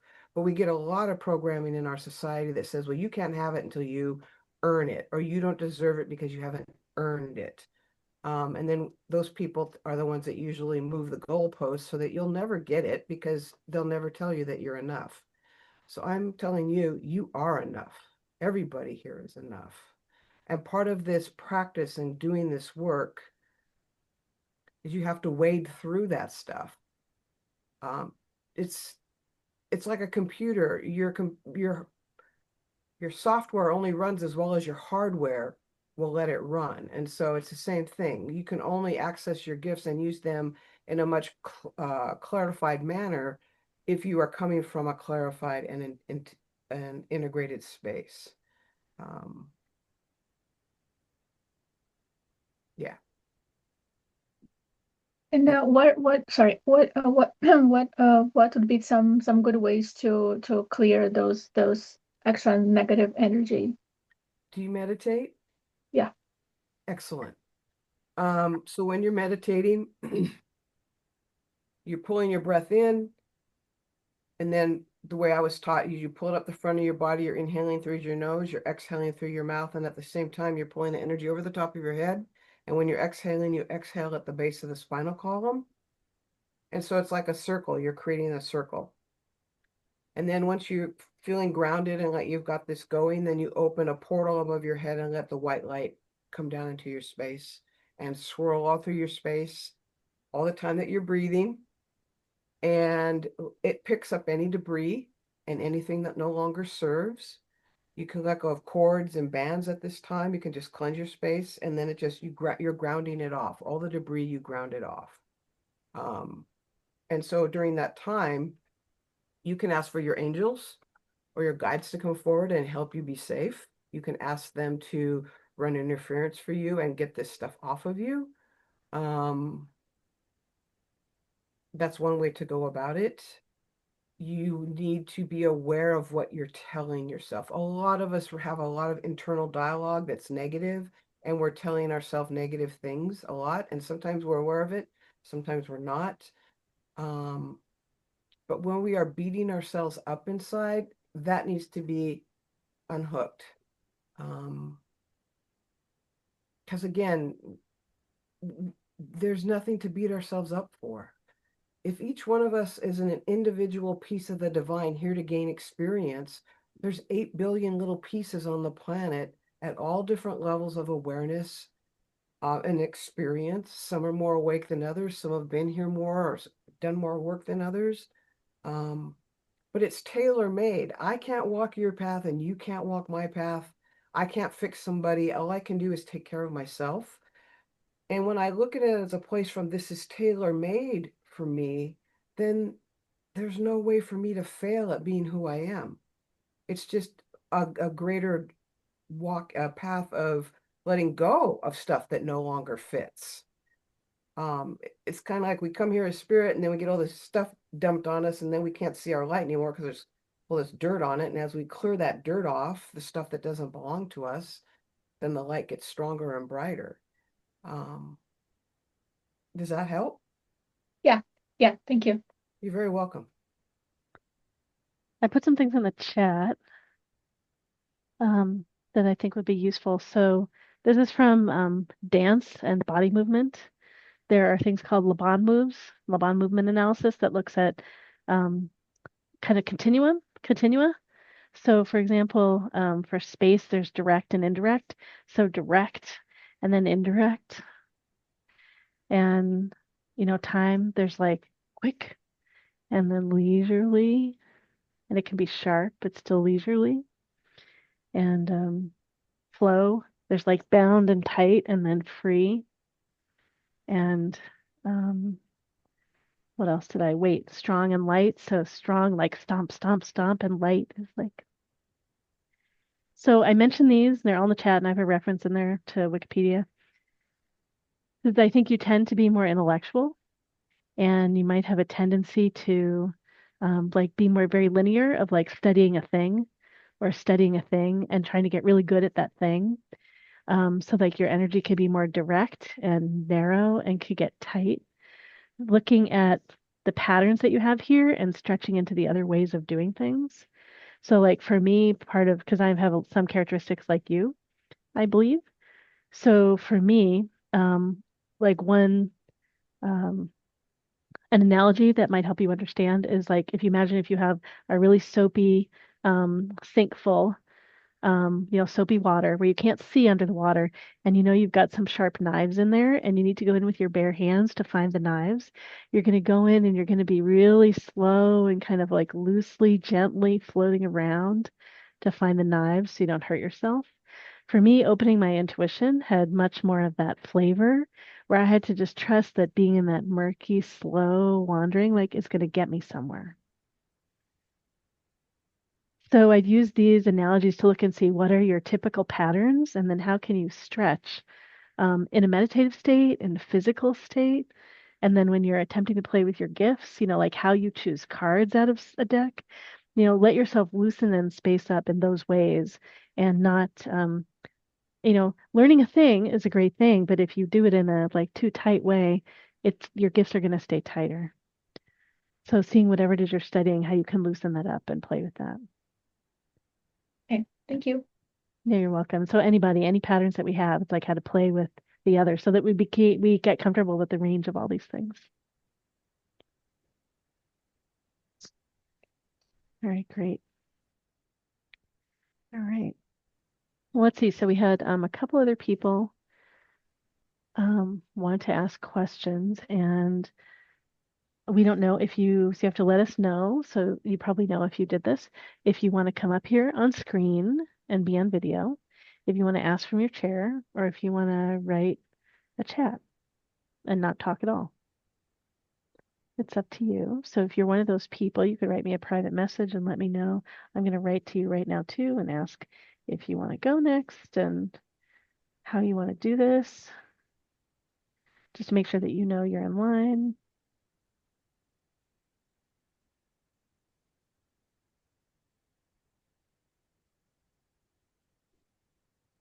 And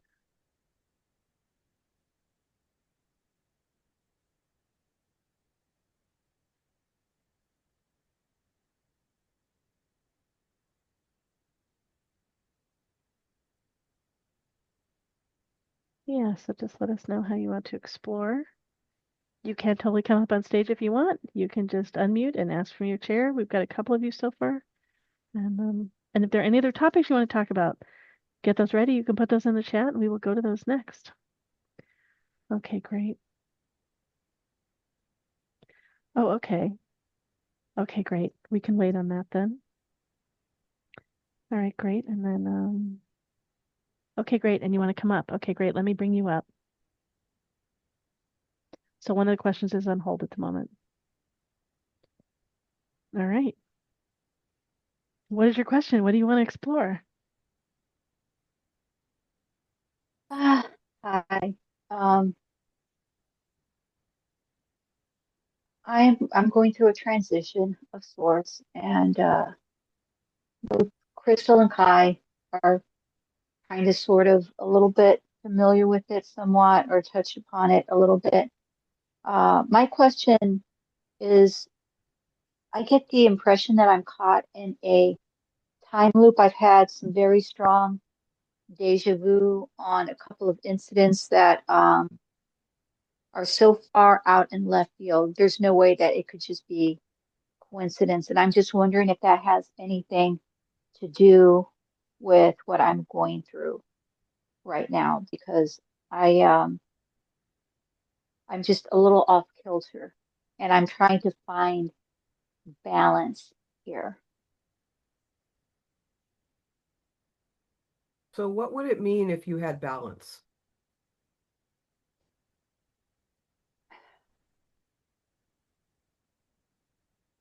I feel I have been working on my shields, but I feel that I don't know if it's this that I'm so sensitive that I can feel when things come through my energy field or they move in. But I get the impression they're not actually attaching to me now, although I could be wrong. Other energies or entities, more than just kind of like coming into my field and just not wanting to leave and then blocking or interfering with my ability to connect to my guides. So balance for me would just just to be settled. That's what balance for me would be. Still feels like you don't trust yourself and you don't trust that you have this power and you don't trust that you have these abilities. It's almost like I see you having like something and then taking out a pendulum and like, okay, was that really real? I'm testing it with my pendulum because I'm not trusting my experience that I just had, because you're still running so much of it through the mental, trying to like take it apart and have categories and put it in boxes, and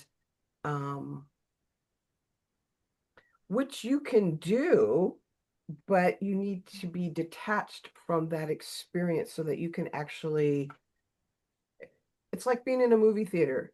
You can see, if you're in a movie theater watching the movie, then you're associated into the movie. If you're in the seat up in the balcony watching you watch the movie, then you are a step back from that experience. You are the observer.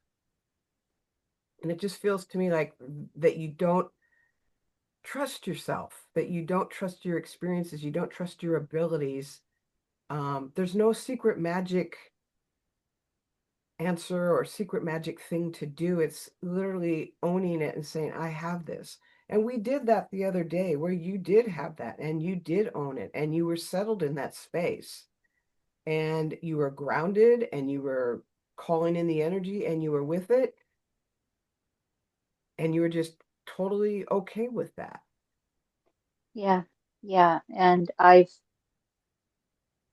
think I've gotten there a couple more times, but it just seems like something just comes in. It's almost like I'm getting a mask over my third eye. I get this heaviness on my head, onto Right. my crown. I clear that, and then it's like something else moves in. It's like a battle.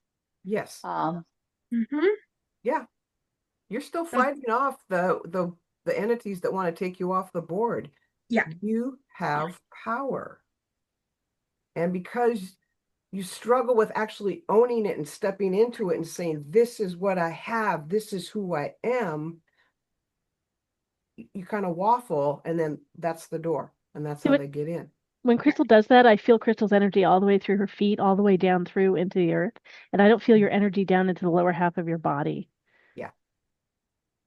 yeah, I'm off kilter right now. I'm trying to go all the way down, and it seems like when I get knocked aside, I'm having to ground again, but it doesn't seem like my grounding fully, either it doesn't fully take or it's not strong enough that when I do get hit, it just comes undone and I have to start back at square one. And I haven't quite figured out how to stay in a position where I can stay fully grounded and stay with my shields up without having to fully battle. So I think for me right now, it's how do I stay anchored where I need to be so I can just focus and not constantly battle. Because what I'm trying to avoid is having the universe reflect hypervigilance back at me. And so I've been less reactive, but I don't, I'm kind of like, that's why I'm asking if I'm in a time loop, because there's been two or three incidents where I've been down this road, like this exact same road before. It's just either that or I'm picking up a reflection of it. I'm not sure. That's why I'm kind of dumbfounded here. So you said about the universe reflecting hypervigilance back to you, and that's exactly what's happening. Our external reality is a reflection of our internal reality. So if we walk around in a place of anxiety or self-doubt, that's a vibrational level, and that we always are met at whatever vibrational level we're at. So when we go to start doing the work and clearing like you're doing, then the universe starts sending us more of that, because then we can clear it. So it keeps showing up as a pattern, so we can go, oh, what's up with this pattern? I need to clear this. It's in my way. And then we explore it and find out what it's about. And then we can clear it, and then we can step up more. And so when we're getting constant patterns showing up for ourselves, that's the universe giving us lovely growth opportunities. You you've got to trust yourself. And that's what this is about. It's like if you let go 100%, because you can't be 99% committed. It's like you can't be a little bit pregnant. It's Right. it's like all in. And that can be extremely unnerving because when we're all in, then we have to trust that everything is happening for our highest good. And that does not feel comfortable, especially to the mind that's always searching for the tiger. It's going to start inventing tigers to pull you back away from that place where you're stepping into your own faith and surrender to your higher self, to your highest good. And the other thing to consider, or more points to consider with this, is that now is the time for you to go all in. Because this thing about you being, pushed off balance and not able to stabilize and all that kind of stuff, there's a reason for that. It's because, you and I talked about how we have, people operate in terms of like where they are on the spectrum. Just like entities are on a spectrum between light and dark, there are people who are light and dark and a whole bunch of gray. You are at the point right now where you're still a little gray, to the point where if the negative side can keep you off balance long enough, the plan is to kick you over to the other side. So now is a time when you're like, either you're all in or you're going to continue to battle, because that time loopy thing, yeah, to a certain degree, that's another convention that has been kind of thrown in to keep you off balance. Everything that's happened is literally to keep you off balance. So you have to make the decision and just say, you know what? I'm all in. But in my mind, I've already made that decision. So I'm not sure where this gray line comes from, unless it's just some sort of anxiety. But would anxiety be gray? It's So- in your energy system, because I can actually see it. Like when I look at you, I don't see pure like white light. I see gray, which is okay as long as you Right. know, because I mean, there's some people like that's where they're meant to be. They're meant to be in the gray area. And it's perfectly fine to operate from there, because that just means that not necessarily that you're dark or anything like that, but then there is, that there are times when there are some people that you kind of need to fudge things a little bit, so you can't be like perfect white light kind of stuff. So there are people who do operate in the gray area, and they do a lot of good, and they don't really do any harm, and it's perfectly okay. Your problem is you're not comfortable there, because that's not where you're supposed to be. You are not a In the gray gray person. area, You're I'm not not. you are not intended to be gray. Correct. You are intended to be like over on the light, as close to the light as you can get and be comfortable. The But problem is, because you are so powerful, they want you on the other team. Yeah.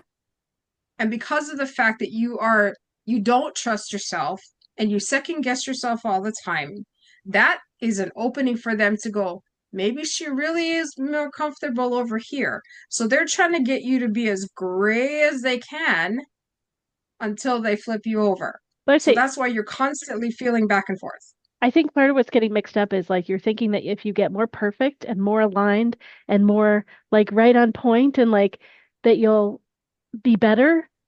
It's the self-perfectionism, and that's what's making you tippy. Like I want you to crouch in sumo pose and growl. Like I Uh, want you to land in the like then there's embracing the whole, right? So there's I think that being in the white is also embracing the dark, but not being in the gray. But it's like, yeah, it's not even it's I don't like using these terms, but it's like there's this earthy raw stuff that I think you need to embrace. Like you're trying to be so pure that you're not stable. Yeah. And I think part of it is just, like Crystal said, like just trust yourself and understand that you will be guided to where you need to be. Like right now, yeah, it's a little bit of a fight, but you know what? Everybody goes through that. And this is just one moment of it. And then you will make your decision, like really trust yourself, like, okay, I'm following my instincts and I follow my intuition. And as far as like, okay, can I hear my guides? Can I not hear my guides? Well, you know what? That's going to be a little fuzzy for a bit. Follow your intuition and follow how things feel. Like people discount how they feel. Mhm. You're like, if you hear something and you're like, that's not right, ignore it. If it's if you hear something and go like, oh yeah, that feels good, that is in alignment with who I want to be and what I want to do, then I will follow that directive. You have free will through this entire thing. You are completely in control. Don't forget that. Okay. And eventually you'll get to the point where you're like, okay, I feel more secure in what I'm doing. And in those actions and through that process, you will naturally become more grounded as you go. So it's not necessarily like, I need a stake into the ground right now and then I'll be safe. It doesn't work like that. It's like steps that you take, actions that you take, things that motivate you, how you move through the world is what raises your vibration and makes it easier for you to then ground.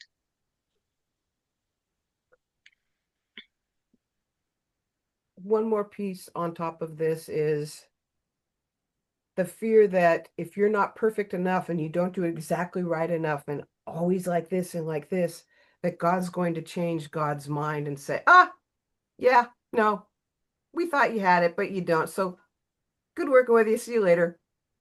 Happy days. Yeah, no. It's like your spot is waiting for you. All you got to do is take your seat. Yes, but that's one of the bigger fears that we have, is that we're not going to be good enough, that God's not going to think, or the divine or source, that we're not perfect enough, we're not good enough. And so we constantly ride ourselves and check and check and check and check and check instead of just relaxing into it. It's like a fish that's sitting in all this water but won't swim because it doesn't think it knows how to swim. You know how to swim. This is your environment. This is spirit. This is when we were sitting and working together the other day, you were on that like 100%, and you had that experience and you felt it come through and you felt that connection, right? I mean, you were blissed out. Yeah, I was. Yeah. I was. And that's not a one-off. That's always available. And we might fluctuate on different things and we'll have our ups and downs and stuff because that's part of being human. But it's always there. It's steady. It doesn't go away. It's always there. Yeah, and you could reach for it whenever you need it. Mhm. So especially if you're having a day and you're like, man, everything is like so backwards.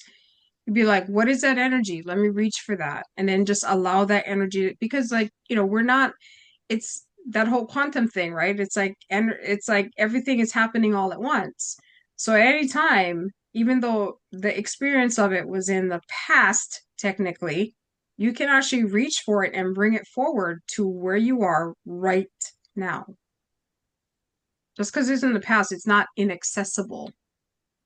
And you're allowed to ask for help. We all think that, oh, I have to be perfect and I have to do it all by myself and I have to show up like super shiny and clean so the divine's really going to want to hang on to me. It's like,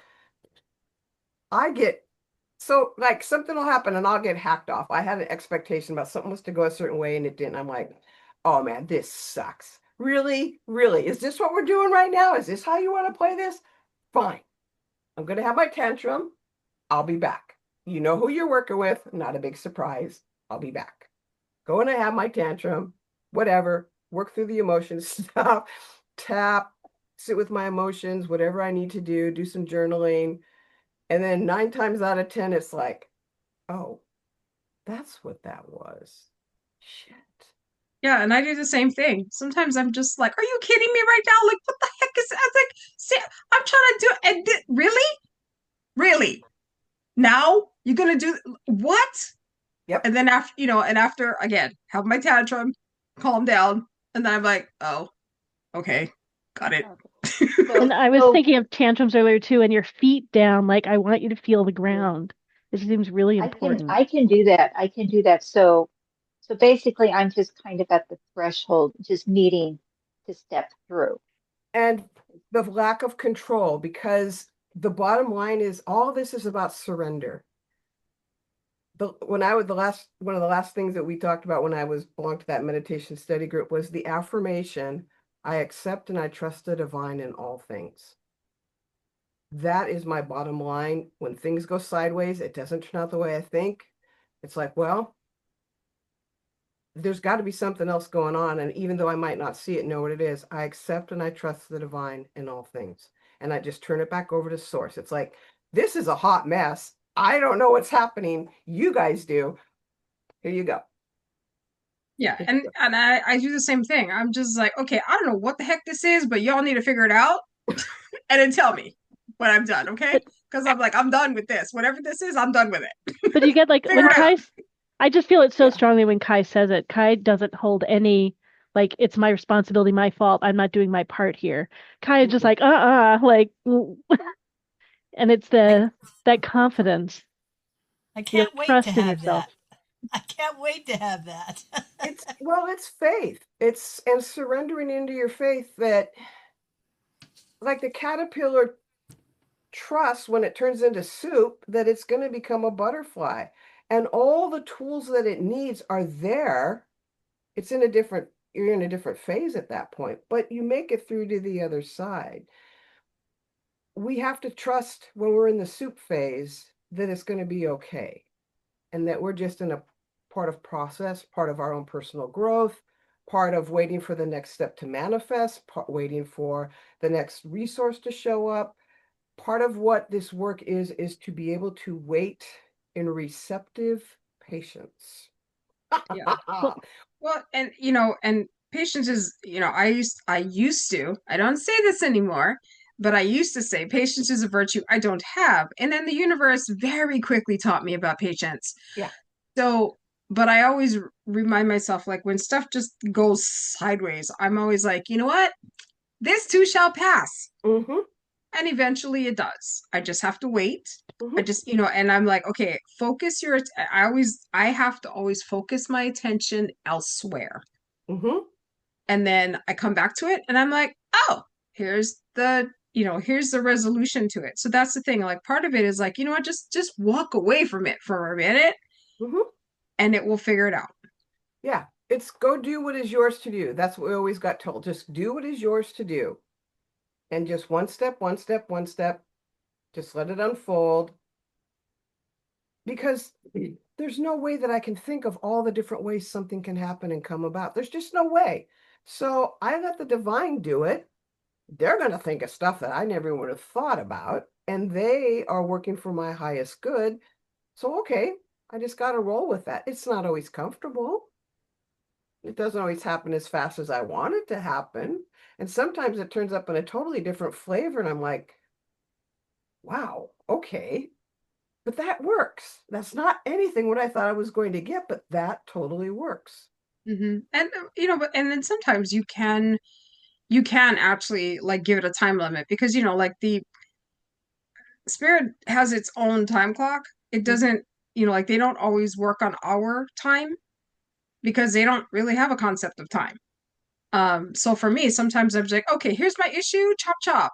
I I need you to like put some gas in it and make this happen. Okay, thank you. And then, then that usually kind of gets the ball rolling because, sometimes they forget that we are on a clock. We are on a clock. And Mm-hmm. so if there's something that needs resolution, and I'm not talking about like spiritual growth or whatever, but I mean like if there's a situation that you're trying to deal with, like that's related to or is taking up too much of your time or focus or whatever, you can be like, look, I need you guys to fix this, chop chop. Like TikTok, man. We need this done. And just, let the universe know, like, I am on a time. I have a certain amount of time. I can't wait 3 years for you to fix this. I need you to give me what I need right now or within a reasonable amount of time. And and then that will actually help the wheels get going. I was saying part of the balance is that there's humility in here at the same time too. That Kai's open that there might be some other lesson or message from the universe that's Mhm. coming. Yeah.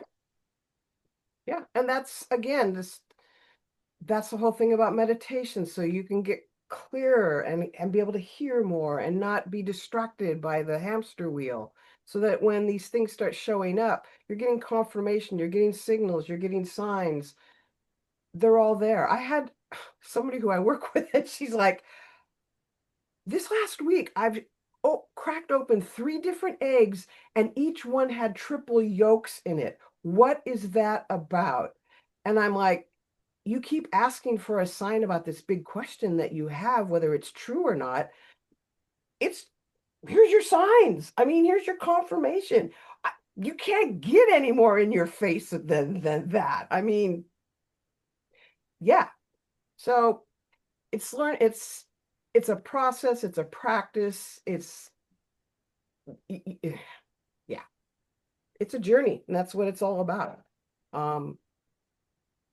So Yeah, but for the most part, like just decide, like, if because part of it is that commitment thing. And it's not an easy decision to make, because once you commit to it, like that will change your life. And a part of you understands that. Mhm. And that's the hesitation. Like, do I really want to do this? Do I really really want, because it's like, once you make the commitment, you can't take it back. Yeah, no. So for me, the commitment's not the issue. In my thought, my conscious thought, for me, the commitment is not an issue. I'm all in. Is it that my mind and my ego or my lower self is undermining me or sabotaging me in some way? Yeah. It's like there's a part of you that's not ready to make that commitment yet. And that's why you keep having this weird, like you're a boomerang. You step forward, you step back. You step forward, you step back. It's because there's a part of you that's like, I am not ready for this. So you can be willing to be willing. Do you understand that? Yes. It's like you can say, okay, universe, I am willing to be willing. I'm scared. I'm put my toe in the pool. I'm willing to be willing. And I ask that you provide a gentle, balanced way for me to continue to approach this and allow myself to be immersed in this. Okay. Yeah. Okay. Yeah. Okay. Thank you guys so much. I appreciate this. You're welcome. You're welcome. That's what Cosmic Conversations are for. Yeah. Yes. Thank you. Thank you. Great. Thank you. Thank you. You're welcome. All right. There was Okay. some robust conversation. Anyone have another topic they want to bring up, or is there something you wanted to say Did more we have about another that? You look like question? you're. I think that we're not right now. It was intended for someone that's not here at the moment. Okay. Oh, okay. So yeah. Okay. Yeah. Any other topics? Any other questions? Any other experiences you've had that you want to share? Have we Could be- stunned you? It could be you want to share something and you don't know why you're bringing it up. It's just showing up in your mind, and so speak it, say it. Well, May I ask Go ahead. something like very Yeah. general? Do you want Go to come ahead, up? Alina. Do you want to come up? Sure. Yeah, of course. Uh-huh. Um, so there are times in my life when I feel this bodily urge to do something. It's hard to explain. I'm sitting there and I'm like, I need to go home. I need to jump in the car and go home like now.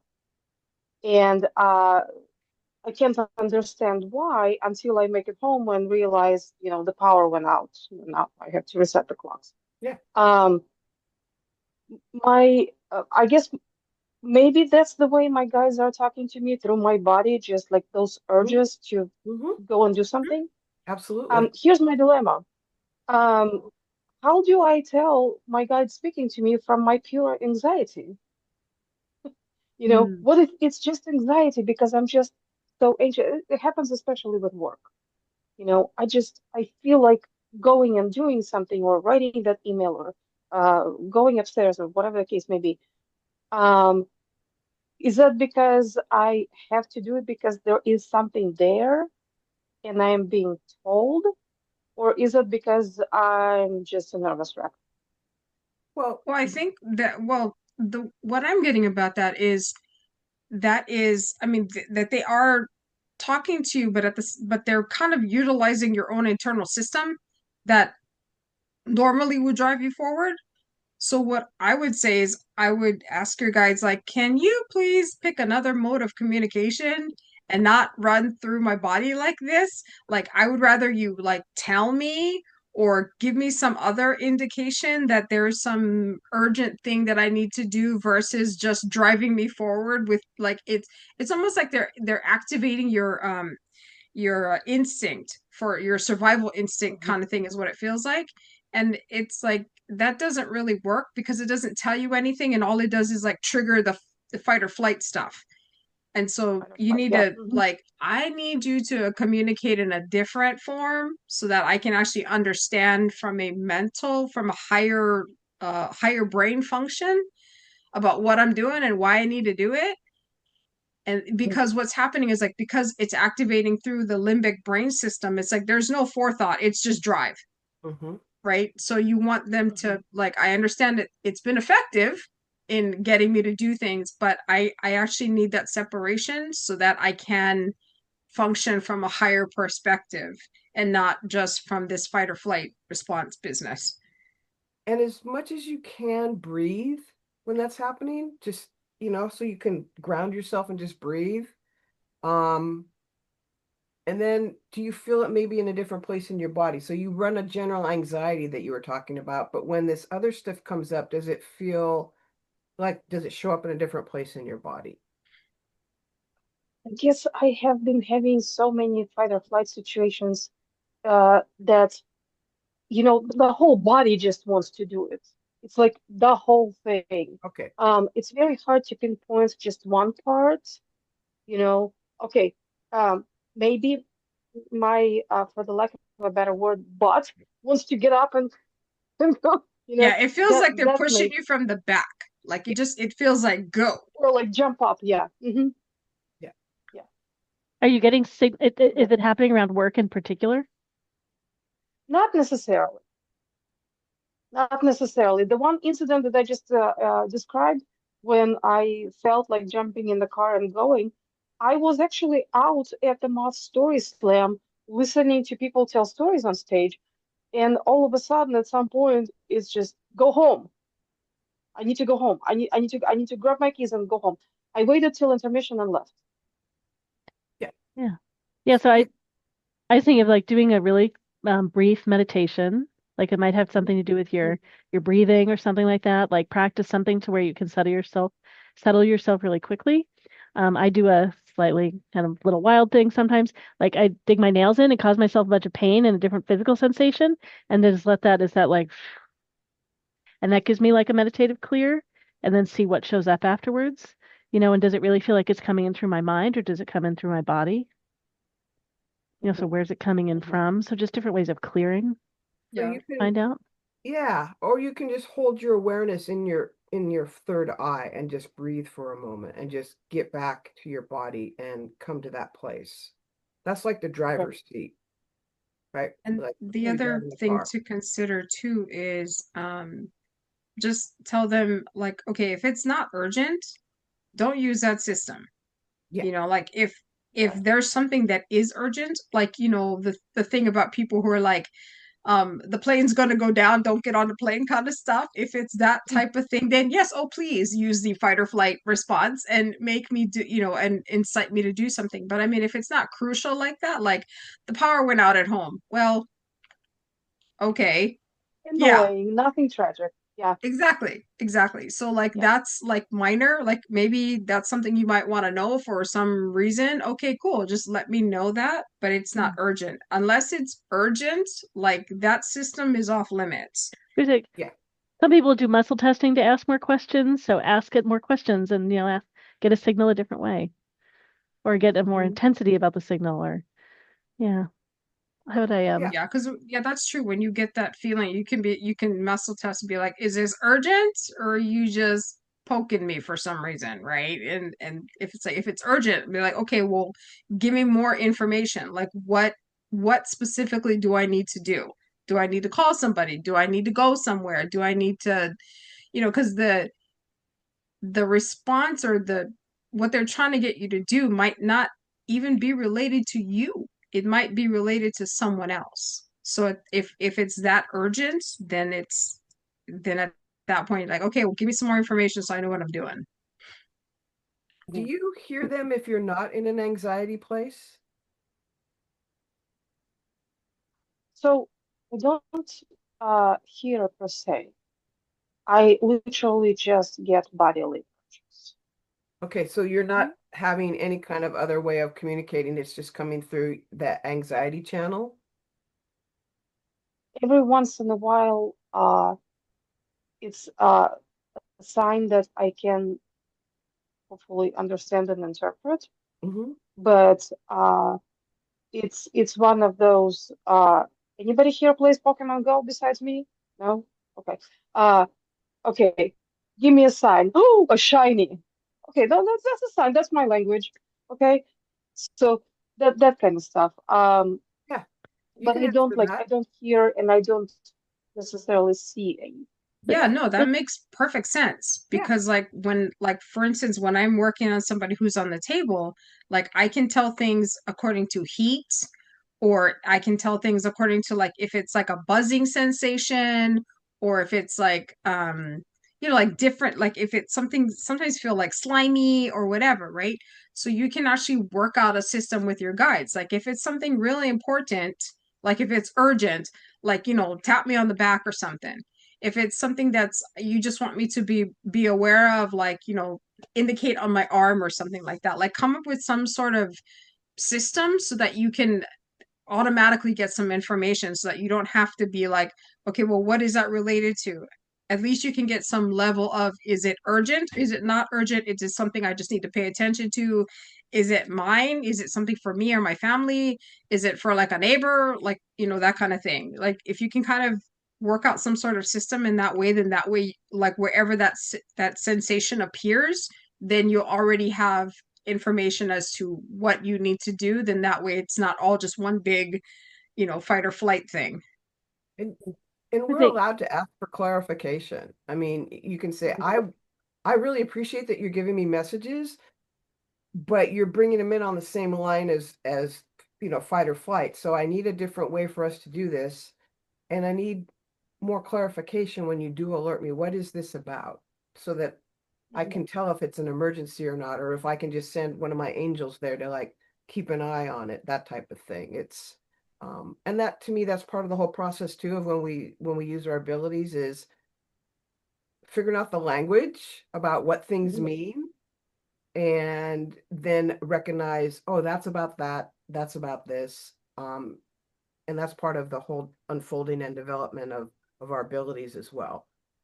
I also think about like an anxious energy in your body. Like, are you getting enough physical movement? Like in sometimes, like I Not know, necessarily. yeah. See, I'm in a stage in Not my life. lately, at least. Yeah, see, I'm in a stage in my life where my legs, like I can stay up and awake many hours, but my legs get like just this unsettled, like can't sit still kind of thing. I mean, I know that's common. So like there are ways my arms, like I can do this, and like just like use my muscles a bunch so I can do a version of that with my legs. So there just might be so getting more movement in general, so your body's more at ease and you don't have like an anxious energy just in your body. And then there's some things like that you can do to release too, and then find out, is the message coming back? I mean, I do play Pokemon Go. I walk whenever I can. It's just freezing outside right now. Yeah. I deliberately sometimes won't sit at work at the desk. I will stand because that enables me to walk around without having to get in the chair and out of the chair and in and out. I can just walk. Um, I'm not condoning standing on your feet for 10 hours straight, but we sit so much that sometimes I will stand just because I don't want to sit down. Okay. Just to have that freedom of movement, you know, and to be able to kind of at least walk around behind the desk for the computer on wheels or whatever. Yeah. So it gets a little better when it's warmer. Right now it's just a little Yeah, so it definitely sounds like some physical movement, like challenging. just other movement for you would Mhm. be really helpful. And it just, when you're home, not at work, when you're home, like you can lay down in bed and just kick your feet into the air, and just really you want to use your muscles. And Right. Right. So And I hopefully take that the was stairs. I helpful. refuse to take the elevator. and I also refuse when you're the in bed, elevator. when you're in Stairs, take bed, stairs. or anytime, if you're in bed when your feet are available, you can squeeze your toes, repetitively, flex them because that also helps the circulation, which helps everything Mhm. else that's going through. It really evidently, makes a difference because the capillaries are in the bottom of your toes. So evidently walking in the shoes that we typically walk in does not help. And so when you're at work during the day, like wear whatever shoes. But then like sometime that walk around barefoot or walk around with really simple flat shoes. So your feet are on the ground more and you feel more of your feet. Or there are exercises for stretching your feet. That's just all those kinds of things. Like Yeah. there's a balance thing I've been standing on lately, like Aylin, great ideas. It's this oval thing and standing on it, I can feel things in my ankles and my knees, and it's like waking up a whole bunch of my legs. So some things like that. And you could do that at work too. You can have something that you stand on. is that a Bosu? I don't know what it that's coming? is. It's about yay big and it's like that thick. And It's cool. mm, Yeah. helps your balance. And for Yeah, everybody we that are asked a question allowed the tonight, open toe shoes at work. Yeah. yeah, I just want to remind Again, everybody just too that cold for that. that if you had a question and it got answered tonight and you're like, oh my God, I'm never going to remember all this, it's on YouTube. You'll Recorded. be able to go back and watch this Mhm. video. So, yeah. And you might hear Right. something that you didn't hear the first time. All right, That's great. not uncommon either. So, Well, thank you for asking. I totally agree. Yeah, it's a language. We're figuring out our Thank you, language, yes. right, of being in this system and being in this, right, Mhm. this soul journey. Mhm. All right. Any other, before we finish up tonight, any other topics, questions, experiences? go ahead. What are you wanting to say that you don't say? Do you want to come up? Yes. Okay, great.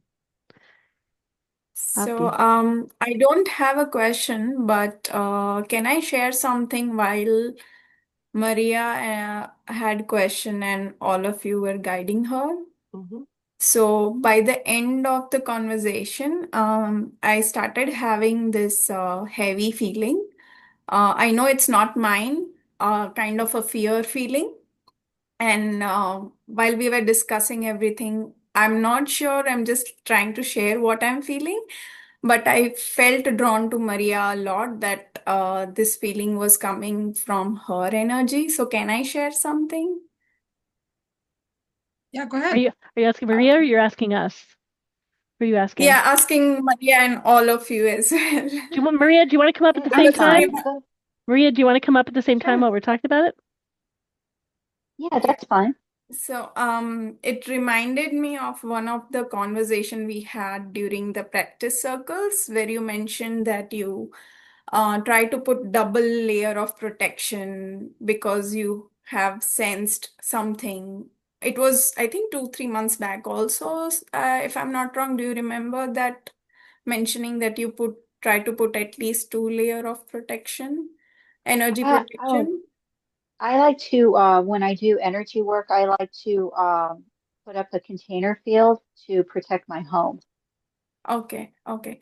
Yeah. Yeah, because that conversation, it reminded me of that memory when you all were discussing, and it also reminded me of something which I had heard was when you try to give universe the indication that I need extra protection, as Kai said, that the kind of message you give out to universe, you will be tested in that way, right? So when you are trying to put that feeling in the universe that I need extra protection, the energies get that indication that, okay, this person is getting fearful or something like that, right? So there are tests that happen, or kind of more energies get attracted to you, knowing that you are fearful and you're asking for more and more protection. Instead of that, maybe if we are just putting one single layer, for example, with faith and trust that this is enough for me. I don't need extra protection. For that gives the universe a signal as well that you know what you're doing and you have faith and that you are protected. Am I don't know. No, But no, no, that's what no, I no, felt. no. Yeah. So Yeah, how no, do you, it's like what guidance do you have, Crystal and Kai, in terms of protection when we want to create that protective shield around us when we are working with uh, clients or anything? And also I would unintended signals that we're giving. There's kind of like you could question both of those Yes, things. yes. definitely shield yourself. And if you're working with clients, I would cleanse and clear before I had my next client come in. Cleanse the room, cleanse myself. And part of that cleansing, like I talked about the white light, when you're done, you're sitting in this little egg of energy and you can use that as a shield. And Kai's got all different ways of creating different types of shields. Some that are like Teflon, so nothing sticks. She's created things that like look like you and put them in different places in the universe so that the negative energy is chasing itself, trying to catch the real you. Yeah, there's whatever concept works for you. Like if I'm going to be Teflon, I like that. That's a cool idea. It's just going to fall off of me. Nothing's going to stick. Or somebody I know said, well, I just imagine a moat around my space and they just can't get to me. They fall into this moat or this trench. But whatever works for you. And again, we always can ask for help. We can ask our spirit team to come in and assist us with that. Guardian angels, etc. And sometimes we forget that. We forget that we have free will, so we have to ask for help. They don't just automatically come in. So yeah, I'm sure Kai, you've got plenty to say on this topic. Yeah, I do actually. Well, shielding for me is it can be very complicated. It can also be very simple. I don't like for me personally, like the way I have several shields on me. And part of the reason for that is because of what I do. Like I deal with a lot of negative energy. I deal with a lot of negative entities. So I need lots and lots of shielding. Like when Crystal came to my house, she was like, "Yep, this is your house," because she felt the shields on my house. As soon as she was like, "Yep, this is your house." And I always have different levels of shields up because they do different things. They have different functions. So like on my computers and my electronics, there's a shield to make sure the energy doesn't come through that is not for my highest good. I have a personal shield that's on me that does all kinds of little tricks that that I talk about occasionally. And then I have a shield on my house. When I go to clear someone's house energetically, that's a completely different kind of shield that I put up because it serves a different purpose. And sometimes, like in a personal shield, like if someone who is getting attacked quite a bit, I will actually create different layers of shields because at each particular layer, it is capable of misdirecting different types of energies. And there's like shields that I can put up that are like full walls. There are others that, like Crystal had said, like I create shields that are kind of reflective of things that are actually moving targets. Energy can do many, many things. So what happens with shielding is like it's all based on your intent, right? So for most people, I just tell them, you know what? Ask the universe to surround you with white light as if you're inside an egg, fill it with really good energy, and call it good. The intention is good things in, bad things out. That is it, right? And for most people, that's enough. If you're going to be working with energy, if you're going to be working with healing clients, you're going to have to do better than that. Because, like I said, when you have somebody on your table, you don't know what they walked in with. Whenever I work with somebody, my shield is always up. Always. That's just smart. Okay? Because like I said, you don't know what they're walking in with. And sometimes you may not, what can happen is, and I've had this happen, the person gets in, I don't feel anything, their energy signature looks good, and then I start sending them energy, and an entity literally rises out from inside them. And I'm like, whoa. I was like, okay. So shielding when you work with energy is a must.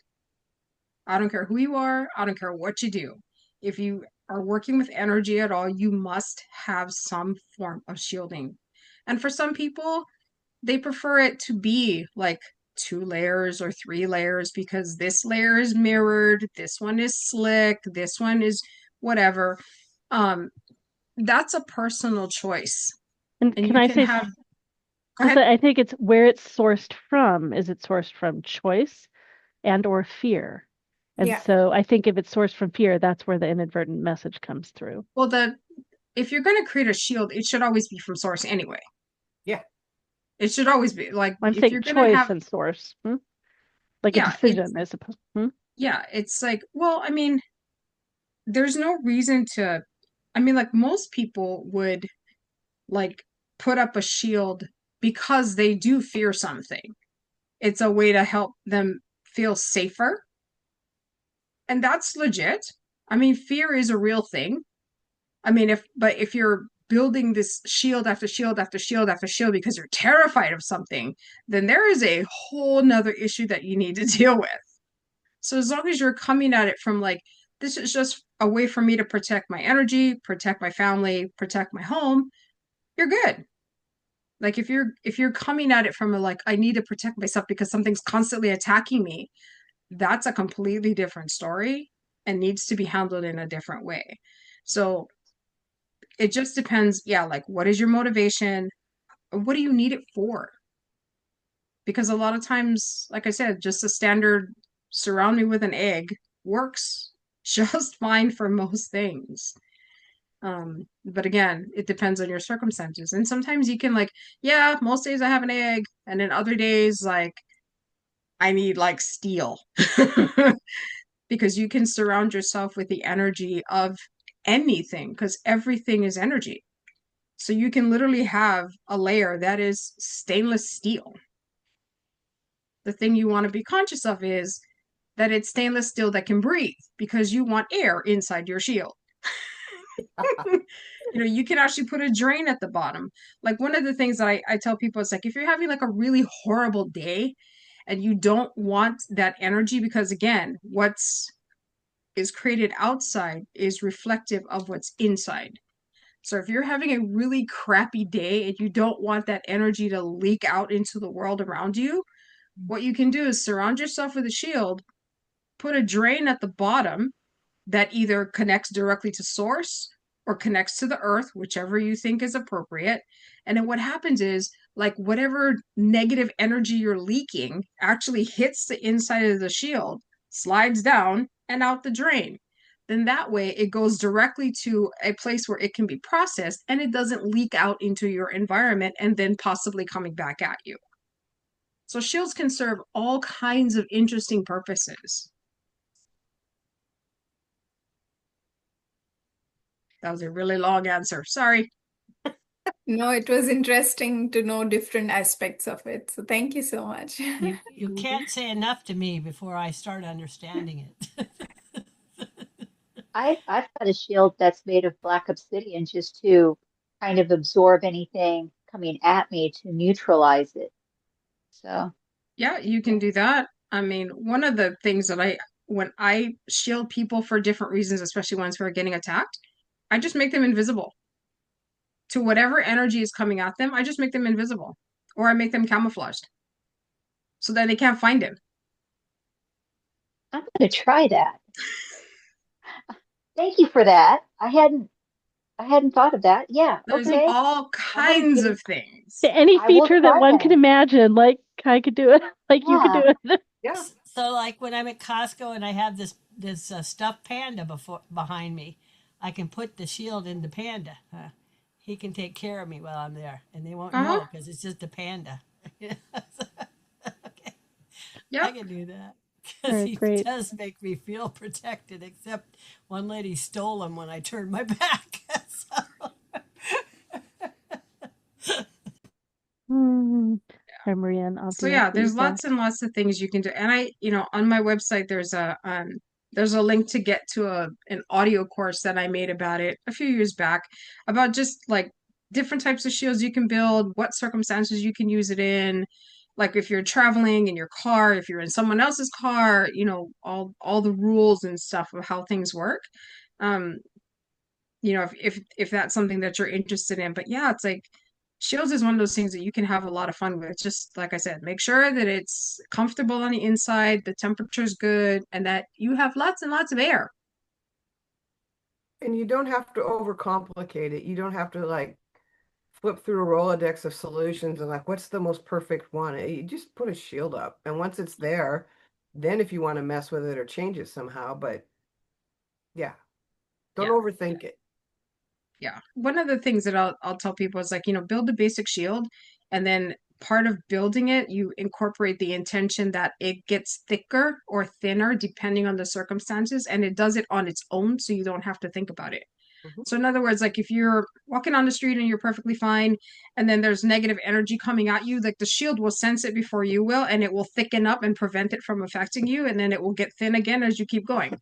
So that's another thing that you can do. There's lots of different ways to get it to work for you so that you don't have to think about it. It doesn't have to be I need a shield, I need a shield. It doesn't have to be that.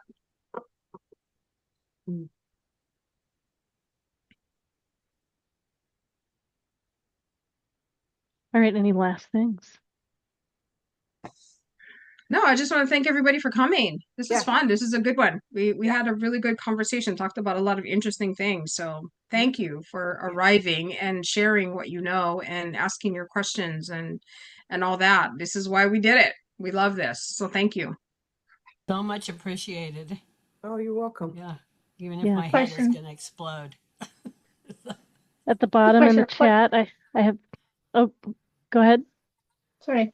For the shield. So does should it be part of our daily maintenance, the daily routine self-care? I would say so. Like I tell people, if before you walk out of the house, if you want to work on your shields, like build your shield while you're brushing your teeth. So then that way, you'll have it before you walk out the door. And it should be with you all day. Okay. And you choose how it's permeable, what you want it permeable to. You can set it that it changes permeability at different points in response to different stimuli, like all those things. Kai's talking about Yeah. some of that. Like the vapor barrier when you build a house, it's keeps moisture from coming in, but at the same time, it allows moisture inside the house to go out through the vapor barrier so that your house does not have a buildup of moisture inside. So, Yeah. And you can gear it even to certain people. Like, for instance, if there's somebody at work who you don't get along with and, is always messing with you or something, you can literally kind of make yourself invisible to them, but everybody else can see you. I wish I knew this some years ago. Yeah. Yeah, One of me the things, too. yeah, one of the things I learned is that you can pre-build your shields and then just kind of have it sitting on the side so you can just pull it up if you need to, like that, without having to build it from scratch. Yeah, well, the thing is, like, if you make it automatic so that it operates on its own whenever it's needed, then you don't actually have to pull it up when you need it. It just like, it's one of those like pop-up tent things. It just goes poof and you're gone. It's ready to go. You don't have to just build that into the intention when you build it, that it will activate on its own when it's needed, and it will drop when it's no longer needed. yeah, don't make it harder than it needs to be. Yeah. Just in the chat, I've got a link to Kai's energy course, our contact info. We're back here doing another Cosmic Conversations on February 22, same time, 5 to 7 p.m. Pacific time. Yeah.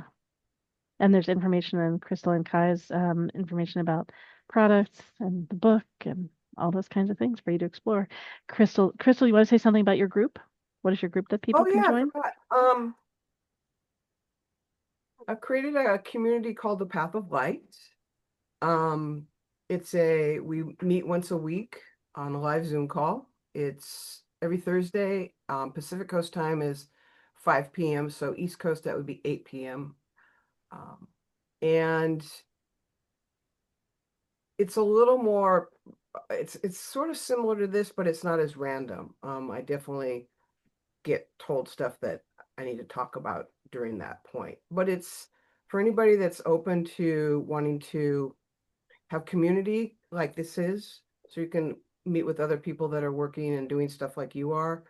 A chance to learn about new ideas and concepts that you can, as tools to put into your practice. Yeah. So at one point, I think I think it was in the very beginning, I had a link to that. So, Yeah. but if you're interested, you can email me at crystal@iknowstuff.me. And that's my email, and I'll be happy to get back to you about anything. So, yeah. It's right there, the link about you. Oh, thank you. And it's a subscription class. It's $38 a month. So, and then we record the meeting, and then if you want to see it again, or if you couldn't make it, then you can go to the Path of Light community site and watch the recording. Great. Our aim is to have resources to support the community. We want to grow and learn together as a community, right? Opportunities to share our work, all these kinds of things. All right. Crystal, Kai, you wanted to share your information again too, so it's in the video. God. Say your websites and stuff, yeah, and what you do. It's up to you. So she's I'll too busy say it. Googling. Okay. I'll say it. You can find Crystal at iknowstuff.me. Yeah, that's my website, iknowstuff.me. Because that's literally the way things work for me. I just know stuff. It's the easiest way to explain it. Yeah. And as I'm an energy healer, my website is handsonfire.buzz. B-U-Z-Z. And I'm Lorelei, an intuitive eye reader. And you can find out more about me at intuitiveeyereadings.com or matchmakingsoulmates.com. And you can find out about all the MeWe Fairs events at mewefairs.com. Great. It's been good being all together. Thank you everyone for participating in this. This is how we can have a community conversation.